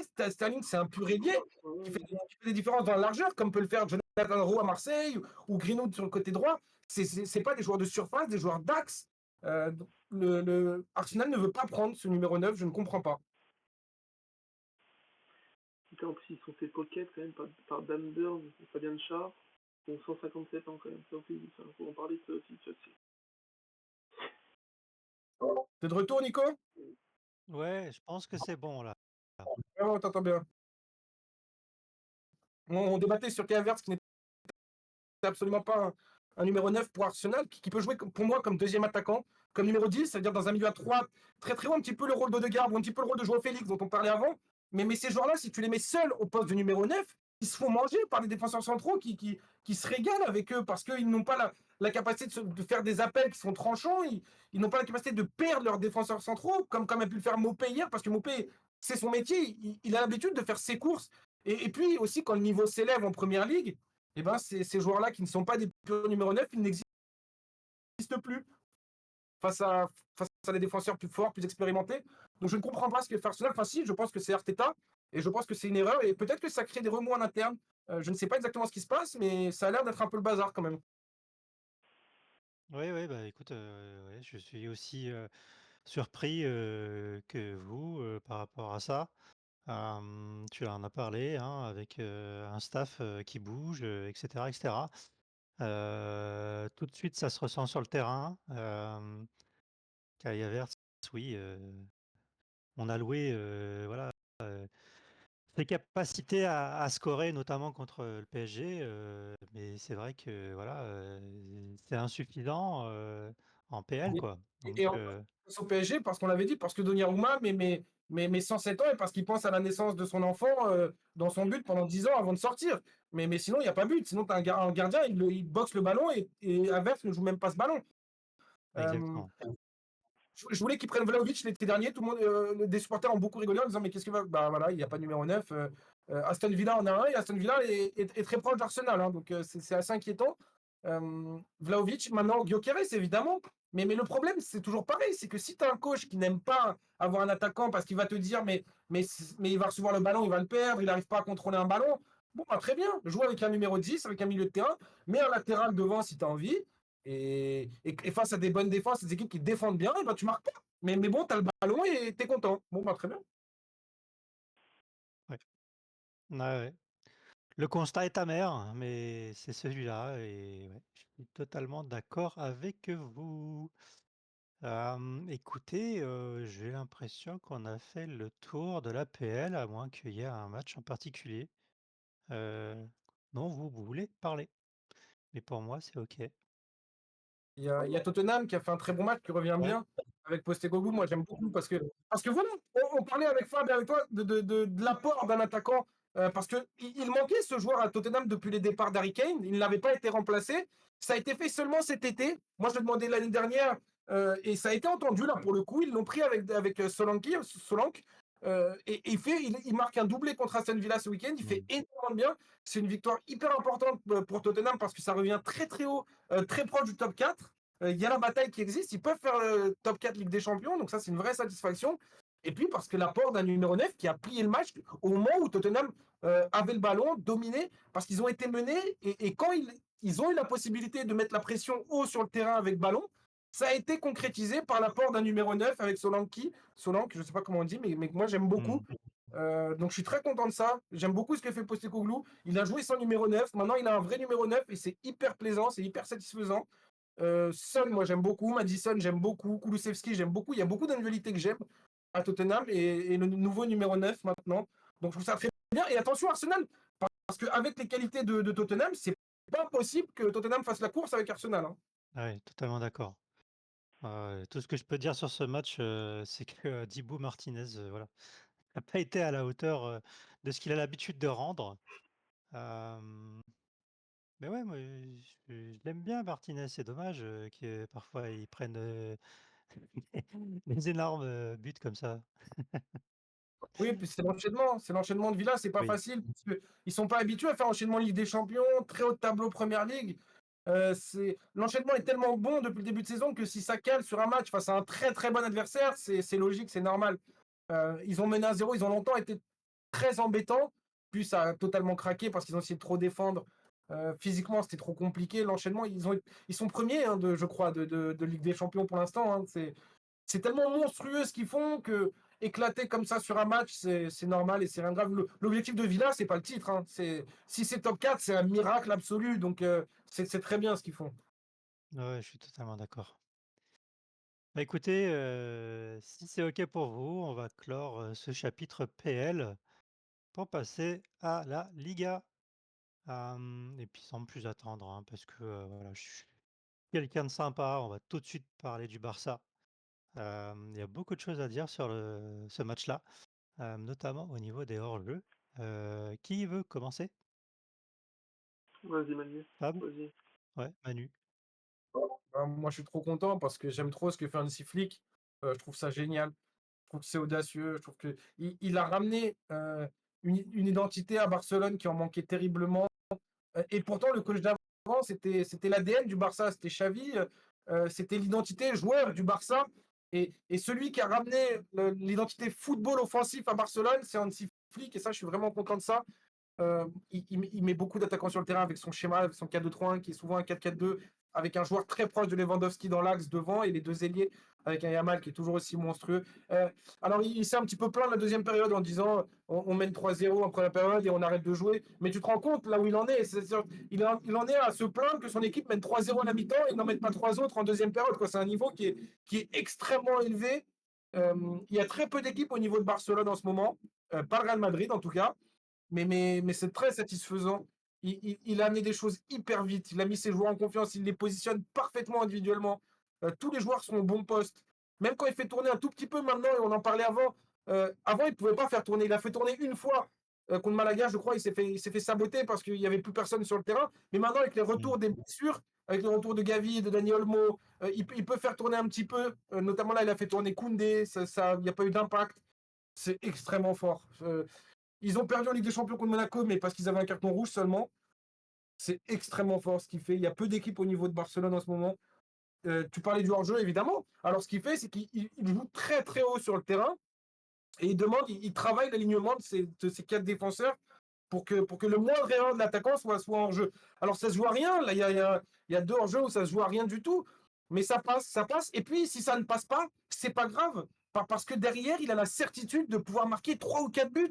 Donc, au final, contre le Real Madrid, c'est passé quelquefois. Le Real Madrid aurait pu marquer, aurait dû marquer. Mais comme le Barça en met 4, de toute façon, ce week-end, c'est 3. Contre le Bayern, c'est 4. Ils ont marqué 7 sur un match, 5 sur un autre. C'est une force de frappe qui est phénoménale, hein, phénoménale. Yes, Fab, n'hésite pas. Je suis d'accord avec ce qu'a dit Manu, franchement. Je pense que c'est top 3, il n'est pas troisième meilleure équipe du monde. Et franchement, il travaille de foot, c'est dingue. Des fois, limite, il va nous faire redevenir un grand joueur, tu vois. Enfin, non, ses travaux, ils sont monstrueux, tu vois. Même des Lewandowski, tu vois. Bon, soit il te met un doublé, ou soit dans le jeu, je le trouve vraiment trop bon. Tu vois, dans les passes et tout. Même, il fait un peu de repli défensif, ce qu'il faisait pas du tout au Bayern, tu vois. Là, franchement, je suis un peu étonné, ça, même des coups Barcy et tout. C'est des mecs, le niveau qu'ils ont pris en 6 mois. Non, non, franchement, c'est fantastique. Et je, je vois pas qui pourrait les stopper. Tu vois, pour moi, avec des champions, ça va aller loin. Et non, c'est le terrain, t'as du Olmo, du Gavi, Pedri. C'est royal, quoi. En plus, c'est des mecs que tu sors de ton centre de formation. C'est une Non, non, secte, c'est une secte leur truc. Et à chaque fois qu'il y en a un qui est blessé, ils en ressortent un de leur centre de formation. C'est une secte. Ils avaient Bernal au milieu de terrain, il s'est blessé, ils ont sorti Casado. Ouais. Koubarsi, t'en parlais, là, c'est Hector Ford qui a remplacé Koundé. C'est grave ce qui se passe là-bas, il faut faire des enquêtes. Hein. Ils te sortent un joueur tous les matins, c'est dramatique. non, c'est dingue. Hein. 700 passes, 80% de possession, c'est vraiment une grosse équipe de phare. Genre, vraiment, tu sens que ils sont revenus à un niveau qu'ils n'ont pas eu pour moi depuis 2019, tu vois. Franchement, attention, en parlant de Et la puis, Liga, voilà. puis l'impact de Olmo, quoi. Tu le vois, Ouais. enfin, il y a pas, je vois pas actuellement mieux que Rafinha, Olmo, Yamal, Lewandowski, c'est monstrueux. C'est monstrueux. C'est monstrueux. Et ce qui est encore plus effrayant, c'est que Olmo est formé chez eux. Alors, ils l'ont racheté, ça c'est la petite connerie, c'est qu'ils l'ont perdu de vue, donc ils ont dû le racheter très cher, 60 millions d'euros. Mais Olmo est formé à Barcelone, hein, c'est des malades. Tu m'étonnes. Et après, derrière, je veux dire, ça va, quoi. On parle, voilà, de leur banc. Ben, ils peuvent, comme tu le disais, faire souffler Koundé. Il y a De Jong qui rentre. Il y a toujours notre super Ansu Fati qui est là, qui existe et qui rentre aussi, qui fait des matchs. Gavi, t'en as parlé. Euh, et ouais, il y a Touré aussi. Enfin bref, ils ont franchement une. Il a totalement relancé Pedri, qui sortait d'une période compliquée. C'est vrai. Il relance tous ses joueurs individuellement. Il est hyper précis dans ses positionnements, dans ses consignes. Tous ses joueurs s'expriment bien. Rafinha, le niveau de Rafinha, c'est un niveau qu'il n'a jamais atteint offensivement, mais parce que tout le secteur offensif marche bien. Donc les 4 offensifs ont des stats hallucinants, des stats hallucinantes. Bientôt, il va même réussir à intégrer Ferran Torres, peut-être. Non, Ouais, c'est Ouais, c'est de la magie, là. C'est pas ah ben ouais, non c'est plus. un magicien, mais c'est extrêmement fort. Qu'ils font. Dis-toi qu'en plus, ils ont hésité à prendre Nico Williams à gauche en plus, qui aurait pu encore apporter une solution en plus. Alors, pour l'instant, il n'y a que Rafinha et Ansu Fati, on verra, mais c'est magnifique ce qui est fait. ouais, tout à fait. Ouais, c'est clair. Qu'est-ce qu'on peut dire de plus? Pas grand-chose, à part bravo, quoi. Mais pourquoi Frankie Euh, de Jong joue moins? Ça, je me posais la question aussi. Pourquoi il joue moins comme ça? Qui ça? Qui de ça? Jong, Frankie de Jong. Frankie de Jong, il a une blessure. Il revient seulement. Et puis, il a un milieu de terrain qui marche hyper bien pour ouais, l'instant. Pedri Olmo, il ne peut pas les sortir. Alors, c'est la troisième place, elle est un petit peu en dessous. Mais je pense qu'à terme, ce sera pour Frenkie de Jong. Le problème, c'est qu'il revient d'une très très longue blessure et il n'a pas envie de peut-être le faire enchaîner tout le temps. Il a un Casado qui est extrêmement bon. Il c'est ça a aussi. un Bernal avant ça qui était bon, mais là, c'est Casado pour l'instant qui a pris le rôle et qui est plutôt bon. S'il n'a pas Casado, il a commencé à installer Eric Garcia à un profil de défense centrale qu'il a mis un petit peu plus haut. Mais à terme, je suis d'accord avec toi, je pense que Frenkie de Jong prendra ce poste et à un niveau supérieur à ce qui peut être fait. Ouais. Ouais. Ah, pour l'instant, en tout cas, l'équipe telle qu'elle est, enfin, il faut, je pense, attendre un peu avant d'intégrer De Jong, faire souffler potentiellement sur certains matchs, tu vois, pour mettre un De Jong. Mais là, enfin, elle est trop forte, cette équipe-là, telle qu'on l'a décrit, quoi. Donc, à voir après s'il y a du turnover, tu vois. Mais De Jong, il rentre contre le Real Madrid. Il rentre à la oui, mi-temps à Madrid parce que c'est vrai. Casado n'est pas très bon. Et De Jong fait basculer le match aussi parce qu'il est excellent en deuxième période. Donc je pense que petit à petit, il est en train de l'intégrer dans l'équipe, le Oui, bien concerner. sûr. Euh, De Jong, c'est un énorme salaire aussi, donc il n'a pas envie de se dire bah, parce que c'est De Jong, je vais le mettre dans mon équipe. Flick joue beaucoup avec ça, avec la méritocratie, avec le fait de Mm. peu importe quitter, tu dois être au niveau pour jouer dans mon équipe. Il n'y a pas de favoritisme de chouchou. Donc je pense que petit à petit, il le fait rentrer et que ça donne satisfaction. Donc à terme, je pense que ce sera De Jong, Pedri, Olmo. Je vois ça comme ça, mais ça peut être d'autres solutions parce il en a beaucoup et ça c'est satisfaisant. Et Gavi qui revient, avec Casado, avec Bernal qui va revenir un moment. Il a de plus en plus de solutions et c'est extrêmement fort entre leur centre de formation et les stars, entre guillemets, qui ont les hauts salaires, qui sont déjà là. Flick a fait un très bon tout. C'est chapeau, chapeau. Yes. Bon, écoutez, je pense qu'on a suffisamment parlé de ce match. Je vous propose, d'ouvrir une page, un peu plus, triste, ce qui s'est passé, à Valencia, avec les inondations. Voilà, notamment pour ça que le match, Valencia-Real s'est pas joué, notamment. Voilà, je pense que c'est important quand même que, voilà, on en parle, qu'on montre notre soutien et voilà, qu'on dise que, on est avec, les Espagnols, qui ont vécu quand même un cauchemar. Donc, je sais pas qui veut en parler? Bah, total soutien, évidemment. C'est dramatique. Les images qu'on a vues, c'était dramatique. Ils n'ont pas l'air d'être beaucoup aidés en plus, soit par les autorités ou par les aides qui n'arrivent pas. Ancelotti disait qu'il fallait pas jouer parce que quand il y avait des choses tristes, il fallait pas faire la fête avec le football. Je suis d'accord avec lui, je l'entends très bien. Donc le match a été reporté et tant mieux dans ce cas-là. Parce qu'il n'y a pas la tête, il n'y a pas la capacité à faire un match de foot dans cette ville qui est un désastre maintenant. J'espère que les aides vont arriver, qu'ils pourront reconstruire. Parce que ce qu'on a vu, c'est atroce, quoi. C'est atroce et ça arrive de plus en plus souvent, j'ai l'impression. Je n'y connais rien, mais ça m'effraie un peu parce que de plus en plus on voit ça, peu importe le pays. Donc, soutien et j'espère que ça va pas arriver trop souvent. Non, c'est clair, hein, tous ces gens-là qui perdent leur maison, le nombre de morts jusqu'à plus de 200 morts, c'est dramatique. Et c'est bien que des joueurs du football parlent de ces choses-là, tu vois, qui montrent que le sport c'est bien, mais c'est des choses qui sont importantes, plus importantes et tout. Donc, ouais, total soutien. Ouais. Il y a Arsène, qui a envoyé un message sur le live et qui a dit qu'à Barcelone aussi, il y a eu des très Non, non, ça, grosses inondations.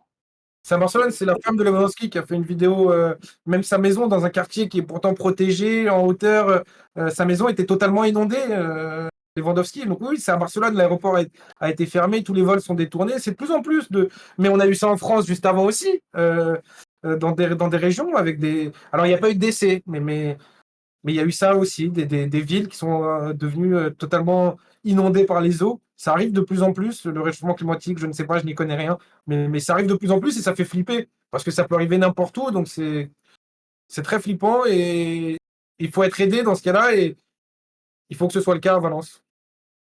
Oui, je crois que c'est ça aussi, hein, qui est important. Quand on voit, bah, oui, effectivement, le roi et sa femme, le premier ministre, qui sont, molestés, on peut pas dire, le contraire et on comprend la détresse, hein, des gens qui, ont vécu, un cauchemar, sans l'aide, publique. C'est incroyable. C'est totalement incroyable et aberrant. Ils se sont pris vraiment trop tard, en plus, heu, parler du fait qu'ils ont alerté, en fait, trop tard, les autorités. C'est surtout ça le problème, qui explique, qu'il y ait eu, tant de morts. Bref. Voilà, bah, écoutez, je pense que c'était le moment, d'en parler de ça. Mm. Oui, tu veux dire quelque chose, Fab? Non, non, je confirmais, c'est bien que c'est une bonne idée d'avoir pris ce moment-là, parce que on parle de foot, on parle de passion de loisir, mais c'est important d'en parler aussi parce que ça nous touche tous. Exactement, exactement. Bon, on va essayer de continuer à parler foot, notamment de la Serie A. Alors, je sais, il me semble qu'on a le classement de la Serie A où, on a le Napoli, voilà, qui, reste, en tête, mais qui a perdu, notamment face, à l'Atalanta. Alors, Manu, je t'en prie.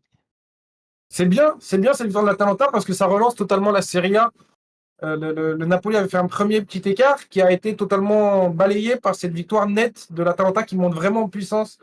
L'équipe de Gasperini, c'est toujours le même contenu et il y a eu un début de saison un peu au diesel, et là, c'est vraiment dans le rythme de ce que fait l'Atalanta habituellement, qui est une très bonne équipe européenne, qui a remporté la Ligue Europa l'année dernière, qui est dans la continuité de ce qu'elle fait avec un Demola Lookman, on en avait parlé, le futur Ballon d'Or africain, qui est à un très très bon niveau, qui a encore mis un doublé. L'Atalanta était supérieur à Naples. Naples avait gagné le match face à Milan dans la semaine grâce à des individualités, grâce à Lukaku et Gvara, mais dans le contenu, c'était déjà compliqué. Le match d'avant face à Empoli, c'était compliqué aussi pour Naples. Là, ils sont tombés face à un contenu largement meilleur, donc ils sont logiquement inclinés. L'Atalanta est très haut et du coup, il y a beaucoup d'équipes qui peuvent espérer cette première place. Il y a l'Atalanta, il y a la Juve, on en a parlé, mais la Juve a gagné, donc elle se replace très haut. Il y a Milan qui n'est pas forcément bon. Moi, je ne le trouve pas bon. Là, je la trouve pas bonne, cette équipe de Fonseca, mais qui arrive dans cette faiblesse à prendre des points, donc à être à la course encore. Il y a l'Inter, évidemment, qui a gagné, même si c'était très limite aussi. Toutes les équipes du haut de tableau en Serie A peuvent maintenant batailler pour la première place. C'est très satisfaisant, c'est très intéressant. Naples, l'écart qu'avait fait Naples était trompeur, je l'avais dit. Ça se confirme. Il était trompeur parce qu'ailleurs, c'était encore au ralenti, ça tournait au diesel. Maintenant que les équipes tournent mieux et que Naples a perdu, eh ben, ça a tout relancé, donc c'est satisfaisant. Ouais. Bah oui, écoute, hein, je suis très content que ce championnat soit relancé. Heu, c'est peut-être parce que je suis un supporter de la Juve, c'est pas impossible. Mais oui, ouais, par rapport à je peux en parler du match que j'ai vu, de la Juve. Bon, on a Savona qui marque, et puis, voilà, derrière d'ailleurs, un but, incroyable du gardien d'Udinese, qui est, poteau et finalement, et voilà, ça arrive, hein, poteau et le gardien dans son but, il la met, c'est des choses qui arrivent, malheureusement, un petit coup quand même, du destin, faut avouer parce que, ouais, il y avait, clairement, on va dire, des choses, très positives, du côté de la Juve, mais c'est quand même, pas la première fois que, il y a quand même un certain, compliqué, à scorer du côté de la Juve, et voilà. Il y a eu pas mal de matchs nuls notamment, et bon, voilà, je trouve que, par rapport à ce qu'ils sont capables de faire, voilà, parfois il faut s'en remettre un peu, à de la chance, pour gagner les matchs. Moi j'aime bien cette équipe d'Udinese en plus, donc voilà, il y a un joueur qu'on connaît bien, Thauvin, dans cette équipe. Là, pour le coup, ils ont été, bien verrouillés, par la Juve, et donc à domicile, voilà, c'est quand même une très, très bonne chose. Di Gregorio a eu, quand même des beaux arrêts à faire, j'ai trouvé. Mais c'est vrai que voilà, sur ce match-là, Yildiz a été très performant, mais Thuram aussi d'ailleurs, je l'ai pas cité, mais il a fait quand même un superbe match, mais le reste, voilà, avec Vlahovic, Weah, comme Miners, c'était un peu plus en dessous, quoi. Donc voilà ce que je peux dire sur ce match-là, de mon côté. Tu veux réagir, Fab? Moi, j'ai juste suivi un match de Serie A, c'est la AS Roma. Et j'ai une question à vous poser, c'est qu'est-ce que la AS Roma joue? Quels sont les joueurs de son cette année? Parce que il y a des postes où c'est vraiment très juste, tu vois, super intéressant, des Dombik, des Pellegrini, tout ça. Mais leur défense à 3 avec Angelino, qui joue un poste qui n'est pas du tout son poste. Et ce mec-là, il est fini depuis 3 ans. Et c'est bizarre, ils s'obligent à faire jouer Del Shaarawy alors que enfin, je comprends pas. Dybala qui rentre super tard. Moi personnellement j'ai regardé Lukaku, je comprends pas trop le projet sportif tu vois de cette équipe parce que tu sais pas enfin je sais pas en fait. Ils ont les moyens, leur mercato, il est vraiment pas stable, c'est un peu comme l'OM, t'avais pas mal de joueurs qui bougent chaque année. Enfin, un club comme ça, moi je trouve ça dommage que ce soit pas un club qui joue au moins les 80 classes et qui sait pas gagner AFCON Europe, mais enfin pour moi c'est trop frustrant comme club vraiment. Ah bah, moi, je peux te dire ce que je pense qu'il joue là, cette saison avec Juric. Je pense qu'il joue le maintien et rien d'autre. Cette saison, oui, parce que j'ai trouvé ça extrêmement faible. Il gagne 1-0 contre le Torino sur un exploit de Dybala, sinon il n'y a quasiment rien d'autre. Et il est capable de te foutre Dybala sur le banc le match d'après et de le perdre. C'est dingue. Si j'arrive pas à comprendre ce que fait Juric, c'est un drame absolu. Parce que la Roma était en train de progresser. C'était une équipe qui s'installait en Coupe d'Europe, c'est une équipe qui commençait à s'installer en haut de la Serie A. Il y avait un vrai bon travail. Sur le mercato, il y a des investissements qui ont été faits avec l'arrivée de Dovbyk, avec l'arrivée il y a des joueurs qui sont arrivés. Le fait de garder Dybala, ça coûte de l'argent parce qu'il n'est pas parti en Arabie Saoudite. Euh, c'est tactiquement ce que fait le coach, c'est assez grave pour moi. Je suis peut-être sévère, mais pour moi, c'est un coach de bas de tableau et de milieu de tableau. C'est pas un coach de haut de tableau. C'est un coach qui n'arrive pas à jouer des joueurs, qui n'arrive pas à gérer des joueurs qui sont individuellement supérieurs, faits pour le haut de tableau. Donc je suis assez inquiet. Euh, la victoire face au Torino que j'avais regardé était en trompe-l'œil parce que le Torino avait été très faible et parce que la Roma était sauvée par un exploit de Dybala. Et sur le match d'après, il va te le foutre sur le banc pour jouer avec un seul attaquant et perdre le match. J'arrive pas à comprendre. Là, ça parle de plus en plus. On en parlait déjà avec Nico de changement de coach à la Roma déjà avant. Ça parlait d'un retour de De Rossi. Alors là, maintenant, c'est plus un retour de De Rossi, ce serait Lampard ou un autre coach, mais à un moment, il va falloir agir. Il va falloir agir Mmh. parce que ça va pas du tout. Ça va pas du tout. Et la Roma là, peut continuer de descendre avec Juric qui a perdu ses joueurs totalement. C'est grave ce qui se passe tactiquement à la Roma. Ah, depuis Mourinho, hein.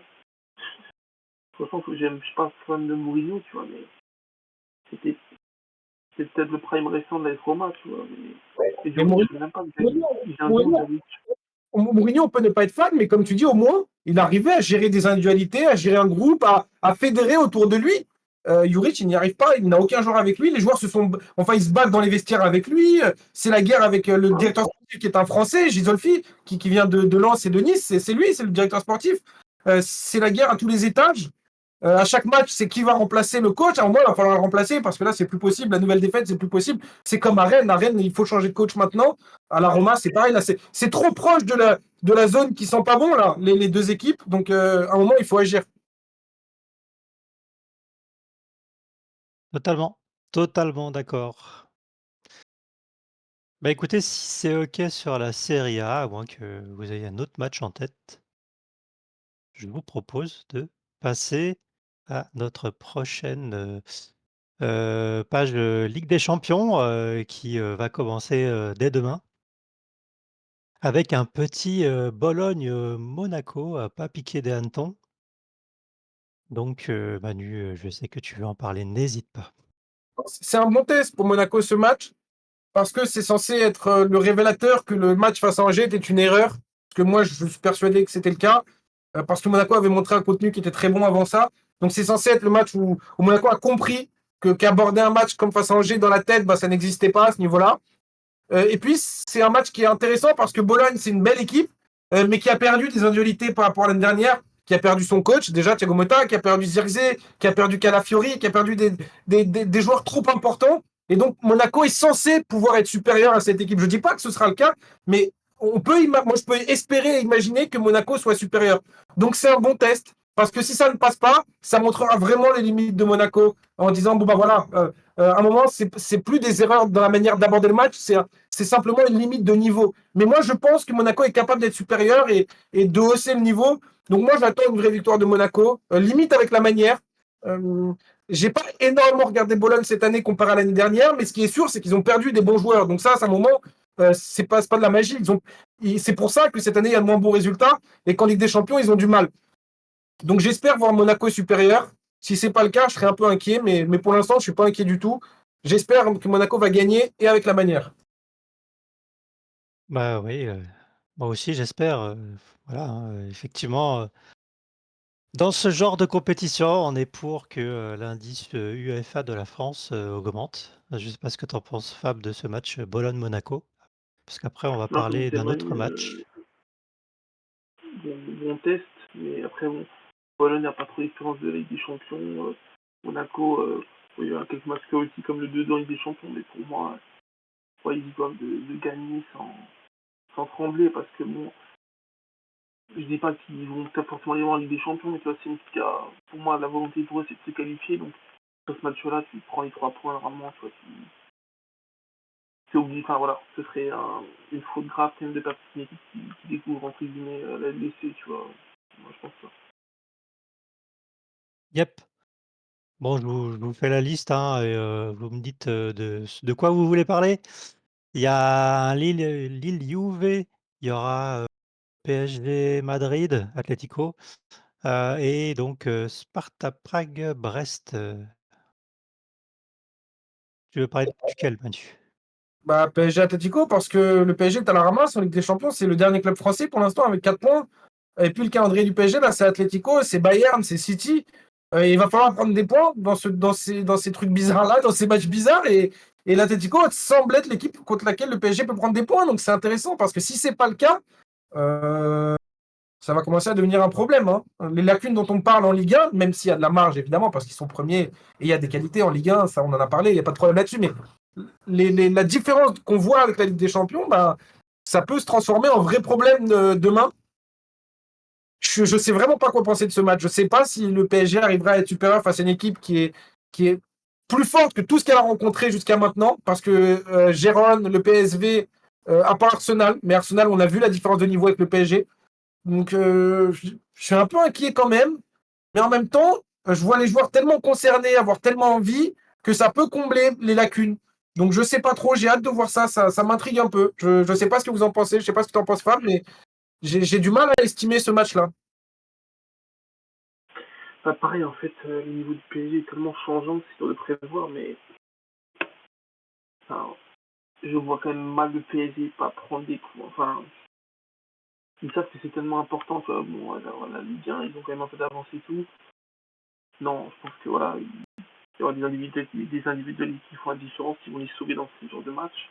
Après, voilà, on sait que ça marche pas en phase finale, mais là, je pense qu'ils vont avoir un déclic, tu vois. Quand ils sont obligés, là, parce que ça déjà, t'imagines là, s'ils jouent les clubs, les qualifications de la Ligue des Champions, ce sera enfin, ce sera grave, tu vois. Donc, non, non, je pense que là, il faut qu'ils trouvent quelque chose et tout, donc je pense qu'ils vont gagner, pas tranquillement, mais ils vont le marquer un coup, là.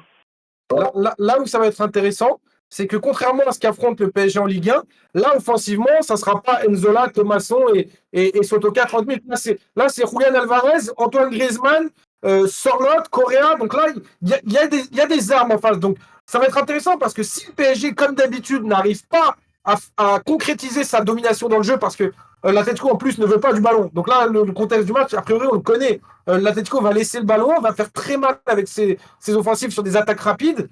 Et, et si le PSG n'arrive pas comme en Ligue 1, à concrétiser offensivement sans attaquant, sans numéro 9, parce que ce sera soit Asensio, soit Kangin Lead en numéro 9, si ça ne fonctionne pas, ce qui est sûr, c'est que derrière, tu peux être puni cette fois. Pas comme avec l'attaque lançoise. Là, il y a des joueurs pour te punir. Donc, c'est un bon test, mais je ne suis pas forcément très rassuré. Donc, j'ai hâte de voir ça. Je ne suis pas aussi serein que Fab, mais j'ai hâte de voir ça. Je ne sais pas trop. Perdre, je sais pas, mais je suis pas très serein, ouais. Je suis un peu inquiet. Je pense que le PSG va maîtriser, mais j'ai peur qu'ils aient du mal à finir et à concrétiser les occasions et que derrière ils soient punis sur des situations de l'Atlético parce qu'il y a de la qualité offensivement. Mais si la maîtrise du PSG permet de marquer des buts, alors ils seront tranquilles. C'est mon interrogation. C'est toujours mon interrogation. Est-ce que le manque d'un attaquant va pas faire que le PSG est trop limité, que ce soit face à Arsenal, parce que c'est passé contre Heron, mais euh, par Nuno Mendes sur la gauche, un coup de chance. C'est passé contre le PSV, enfin un partout, mais parce qu'Hakimi a frappé de loin.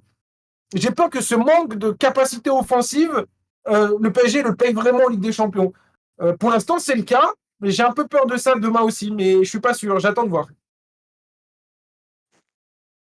Ouais, bah, écoutez, je pense que là, c'est un peu partagé parce que j'ai sondé aussi, toute la team, La Minute Foot. Il y en a qui voient le PSG gagner, d'autres, sont beaucoup plus pessimistes. Hem, pour tout vous dire, moi, j'ai l'impression que, ça va plutôt être une histoire de match nul. Donc on verra bien, voilà. Moi, si je parierais sur un résultat, ce serait match nul. Alors, je serais plutôt sur un partout, si je dois parler d'un score. Parce que, oui, sur la scène européenne, on l'a vu, les matchs du PSG, c'est pas maîtrisé, du tout. On a parlé évidemment, hein, du manque de finition criant. Donc on ne sait pas, peut-être que Dembélé va, enfin comprendre, comment il faut tirer et va marquer, au moins un but. J'espère en tout cas, j'espère pour le PSG que, ça se passera plutôt bien parce que, effectivement là, il va plus falloir perdre 2 points quoi. C'est les 3 points, assuré, qu'il faut pour être serein sur les 2 prochains matchs parce que sinon, voilà, il va falloir, vraiment, aller chercher des points, sur les cadors qu'on a dit et là, ça va être compliqué, quoi. Ça va être très compliqué. En fait, j'ai du mal à voir la solution parce qu'on en parlait souvent. Souvent avec les équipes Liverpool sans Nunez, on voyait la solution, l'apport que pouvait être Darwin Nunez. Avec Vlahovic à la Juventus, on en a parlé. Guekas, on en parle tout le temps. Harry Kane, on en parle tout le temps. Lewandowski, on en parle. J'ai du mal à voir quelle évolution le PSG peut apporter en fait, parce que j'ai l'impression que là, ils sont au maximum de ce qui est mis en place. Je vois totalement ce qui est mis en place par Luis Enrique, la volonté de maîtrise totale sur les matchs. C'est bien fait. Il y a une possession qui est totale. Il y a des occasions qui sont créées. Mais je ne vois pas qu'est-ce qui peut changer dans la surface adverse. Alors oui, tu l'as dit, peut-être que Dembélé trouve de la justesse, que Barcola trouve encore plus de justesse, mais c'est limité parce que même s'il marque un but, bah t'as pas ce joueur capable de tuer les matchs. Je suis un peu sceptique. Je vois pas ce qui pourrait changer drastiquement comparé à Arsenal ou comparé à Réron et le PSV, mais j'attends de voir. Peut-être que je vais être surpris. Yes. On l'espère tous, hein, je pense.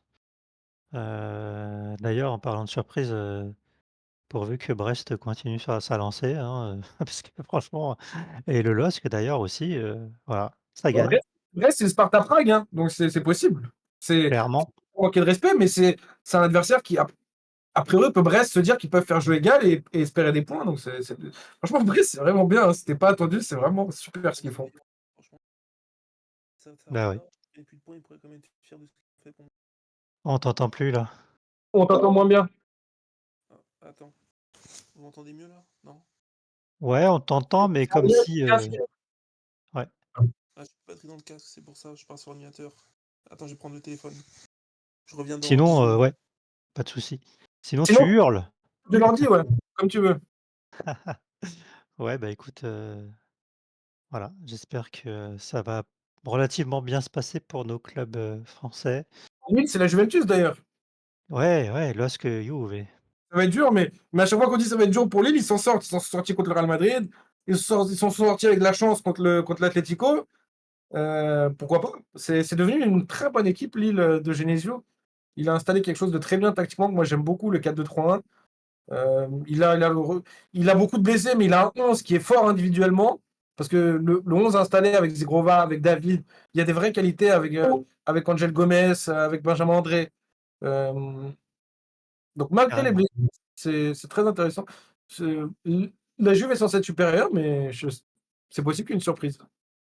Ouais, ouais, bah, je suis d'accord avec toi, hein, dans le sens où, franchement, comme je t'ai dit, bon, la Juve, c'est pas aussi voilà, c'est pas le Barça, quoi, tu vois? Donc, à un moment donné, la finition, ouais, ça dépend encore une fois de Vlahovic, hein. S'il est dans un bon soir, ouais, ça peut faire ficelle, mais, voilà, encore, ouais, j'attends de voir. J'attends vraiment, ça va être un beau match en tout cas. Ça va être un très beau match, ce LOSC Juve. Tu parlais de Brest, Fab? Non, je disais que même si ça s'arrête maintenant et qu'ils prennent quasiment plus de points, ils pourront quand même être fiers, tu vois? Parce qu'ils auront pas été ridicules et non, franchement, ils ont fait rêver leurs supporters et tout et non, franchement, Là, c'est les c'est vraiment barrages, une hein, option. minimum, hein. S'ils en Ouais, prennent c'est ça. 3, s'ils en prennent 3 là, c'est la qualif, hein. Ouais, C'est même ouais. plus la on pense pas, c'est quasiment la qualif. Donc C'est un exploit. Franchement, bravo à eux. C'est pareil à Lille, c'est Lille. Lille, on a un peu sous-estimé, mais quand même, ils ont battu quand même le Real et l'Atlético Madrid. C'est vraiment des trucs en France qu'on voyait tous les, tu sais, 5-10 ans. Bah, franchement, tu sais, ils ont enfin donné une bonne image du foot français, tu vois? Parce que même Marseille et les PSG, ils se faisaient taper par ces équipes-là, bah, eux, tu vois, ils viennent sans complexe et tout. C'est c'est beau, franchement. Ah ouais. Puis, il y a du contenu quoi, je veux dire, Ouais. c'est pas des vols quoi. Ouais, c'est pas le but C'est derrière loin. et tout, ça Ouais, joue ouais. et tout, hein. C'est loin d'être des vols quoi, ils jouent avec leurs armes, et ils jouent bien.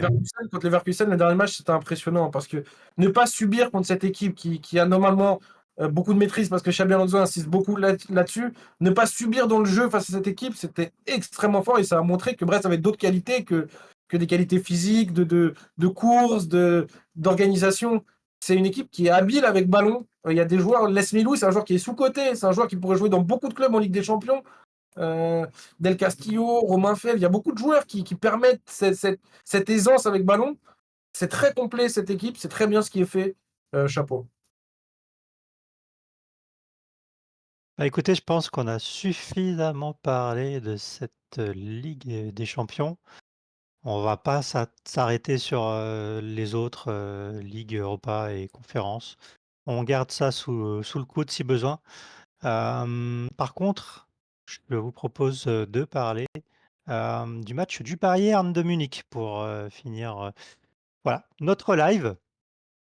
Alors vas-y, justement Fab, je sais que tu veux en parler. Avec grand plaisir. Franchement, j'ai l'impression que peut-être Kompany, il a compris, la formule qui marchait. Donc déjà, il faudrait qu'il fasse une grande brocante, où il mettrait Gnabry et Sané, tu vois? Parce que c'est bon, il a compris qu'il fallait plus les mettre, tu vois? Mais quand tu mets Olise, Coman, Musiala en MOC et Kane, là, ça ronronne, tu vois? Je dis pas que c'est au niveau de, du Barça, tu vois? Mais ils ont trouvé la formule, tu vois? Au lycée, il y a un peu de déchets, mais lui, c'est un diamant brut et franchement, l'évolution, je la trouve dingue. Donc franchement, l'attaque, si tu laisses comme ça va être très bien. La défense, moi, je suis toujours pas rassuré parce que moi, je trouve que Kim Min-jae de Naples et Kim Min-jae du Bayern, c'est vraiment pas le même joueur. Donc moi, j'aimerais qu'il y ait une recrue au mercato hivernal et que l'été prochain, ils fassent des trucs, mais le seul problème, c'est que la défense, il faut travailler dessus et qu'au Bayern, tu as tellement un gardien légendaire, peut-être le plus grand du monde que tu sais, ça ose pas penser à l'avenir, tu vois? Et ça, c'est important de penser à un deuxième gardien et au bout d'un moment, ça va te péter entre les doigts, tu vois? Donc attaque, c'est super, mais il faut penser directement à la défense, tu vois? Sinon en LDC, tu vas te faire dégommer, je pense.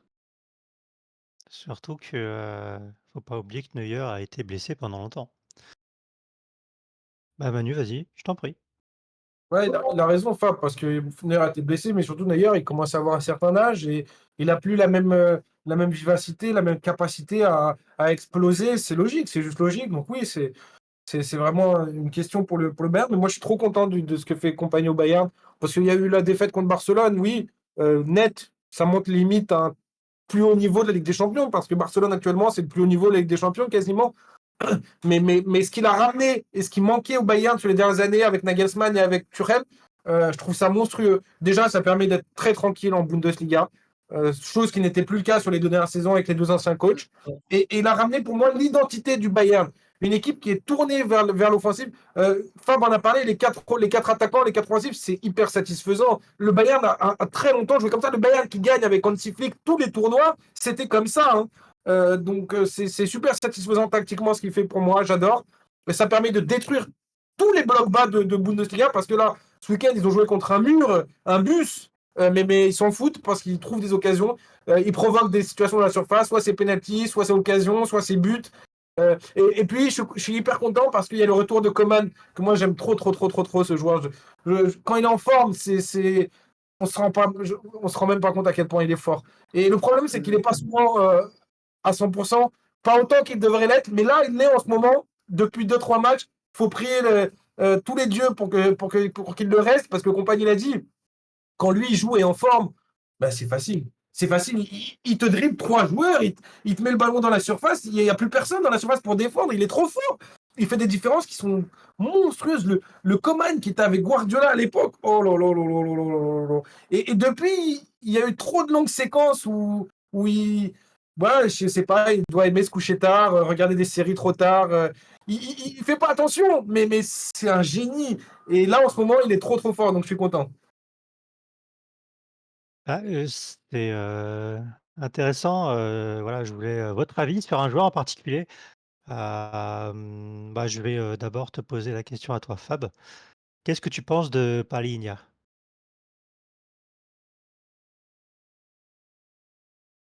Bonne question, déjà, en fait, quand le Bayern l'a acheté, je sais pas si c'était vraiment hyper important de prendre un profil comme ça. Moi, je le trouve bon, mais je je je sais pas s'il apportera vraiment quelque chose d'important au Bayern, tu vois? Après moi, en PL, je regardais pas ce qu'il faisait, donc je pourrais pas te dire, mais en plus, il a ses histoires à côté et tout, et ça, c'est jamais bon au Bayern, tu vois? On n'aime pas trop ça, donc je sais pas. Moi, je pense que c'est un bon joueur, mais je vois pas trop l'intérêt de l'avoir pris. Manu? C'est cher, le mot qui me vient à l'esprit, c'est cher, parce qu'ils l'ont acheté 60 millions, je crois. C'est un profil qu'ils ont pris pour remplacer Goretzka, parce qu'ils estimaient que Goretzka baissait en niveau et en forme physique. Mais c'est un ton en dessous du grand Goretzka à l'époque de Flick. Donc pareil, je comprends pas trop l'apport, mais c'est bien d'avoir ce profil-là aussi, parce que dans une équipe où il y a beaucoup d'attaquants, où il n'y a pas forcément de repli défensif tout le temps, ben lui, ça peut être un profil qui met un petit peu de duel, un petit peu voilà, qui permet de réduire un petit peu les espaces. J'aurais préféré d'autres joueurs, j'aurais demandé d'autres joueurs, moi personnellement, Romeo Lavia, j'aurais demandé, parce que je le demandais depuis tellement longtemps, déjà avant Chelsea, à Southampton, donc j'aurais demandé Romeo Lavia, j'aurais demandé d'autres joueurs, mais c'est pas un mauvais joueur et il peut avoir un rôle important parce que Kimmich ne joue plus tellement au milieu de terrain, parce que Goretzka n'est plus trop en confiance. Donc il peut avoir son rôle à côté de Pavlovic. Ça peut être une solution, mais c'est cher. C'est cher. Mais Ugarte, c'était très cher aussi. Tout est très cher de toute façon. Après, tout dépend des profils de joueurs. Moi, je préfère un joueur qui est plus à l'aise avec ballon, mais qui garde cette force physique. Pour moi, c'était Romeo Lavia, mais voilà. OK, les amis, est-ce que vous voulez parler d'un autre match qui vous vient à l'esprit ou pas? Non, j'ai pas d'autres matchs, non, non, non. Juste, je voulais juste dire que, heu, je ne vois pas aujourd'hui un attaquant qui peut s'asseoir à la table de Harry Kane. C'est un avis unpopular, mais je vois pas un mec avec une finition plus chirurgicale actuellement. J'ai beau chercher, je trouverai pas. Haaland, quand même, mais Harry Kane, c'est un niveau qui est phénoménal. Tu Toi, tu penses veux dire, qu'Hal c'est possible de préférer Kane à Haaland. Moi, je le comprends très bien si tu préfères Kane. Parce qu'on peut dire que Kane est capable de faire plus de choses que Haaland. Ça, c'est possible. Si tu mmh, trouves que Kane est capable d'être plus utile quand il décroche avec ballon, d'être plus à l'aise techniquement avec ballon, je suis assez d'accord avec toi. Dans la surface, on peut aussi dire qu'ils sont à un niveau égal et qu'ils sont aussi forts. Donc, moi, je comprends si tu dis que tu préfères Kane. Mais oui, c'est deux monstres, hein. Alors, Haaland est plus jeune, donc il peut devenir plus complet. Mais Kane, t'as raison, Kane, on se rendait pas compte, en fait. En fait, on ne se rendait pas compte à cause de Tottenham. C'est simplement ça, parce que Tottenham n'était pas au niveau de Harry Kane. C'est Harry Kane qui surperformait, qui faisait surperformer Tottenham. Mais maintenant qu'il est dans une équipe qui est assez forte autour de lui, alors l'année dernière, il a la poisse des coachs. Cette année, on voit quand même, c'est pas une malédiction. Normalement, j'espère, parce que s'il ne la gagne pas cette année, c'est à pleurer. Mais normalement, il va gagner la Bundesliga cette année. Il est au-dessus du lot. Oui, c'est comme Lewandowski à Barcelone. Il y a eu une période compliquée parce que l'équipe tournait mal. Quand ça tourne bien autour, ben, c'est deux attaquants, Lewandowski et Kane. Lewandowski, c'est deuxième au Ballon d'Or. Il aurait dû avoir le Ballon d'Or pour moi l'année où il est deuxième. Kane, on se rendait pas compte parce que Tottenham ne jouait jamais rien. Mais c'est monstrueux. Et Haaland, c'est l'avenir. C'est les plus jeunes. Voilà. Yep, totalement d'accord avec vous, totalement, c'est du top niveau tout ça, c'est du top niveau. Bon les amis, je crois qu'on a fait un grand tour, de tout ce qu'on pouvait dire, sur ce qui s'était passé, ce week-end, notamment. Et c'était un plaisir de vous avoir et pour, juste, finir, hein, sur une note de musique, attention, préparez-vous, hein, je vous dis, ça va être un petit peu fort, faites attention à vos oreilles. Voilà, on se quitte là-dessus. Qu'est-ce donc? Ah bah, écoute, j'espère que tu as reconnu quand même. C'est le klaxon Dans du tous les stade. stades. C'est dans Ouais, tous les stades ça. ouais, c'est ça. Et ben, ça a été un plaisir de vous avoir et voilà, encore une fois, merci, Fab, merci Manu, si tu veux dire quelque chose Fab, je t'en prie. bah, merci à toi, Nico, franchement, c'était toujours un plaisir de parler avec vous et niveau animation, bravo pour ton travail, hein, c'est 10 foules peut se faire des soucis. Franchement, non, non, c'est bravo à toi en tout cas. Ouais, bah, en tout cas, hein, on se retrouve, lundi prochain, même endroit, même heure, donc merci à vous. Ciao! Salut, Salut, salut. bonne soirée à Merci, tous. merci à Arsène aussi. Merci à tout le monde. Merci Fab. Merci Merci à Nico. Arsenal. Salut. Salut, salut.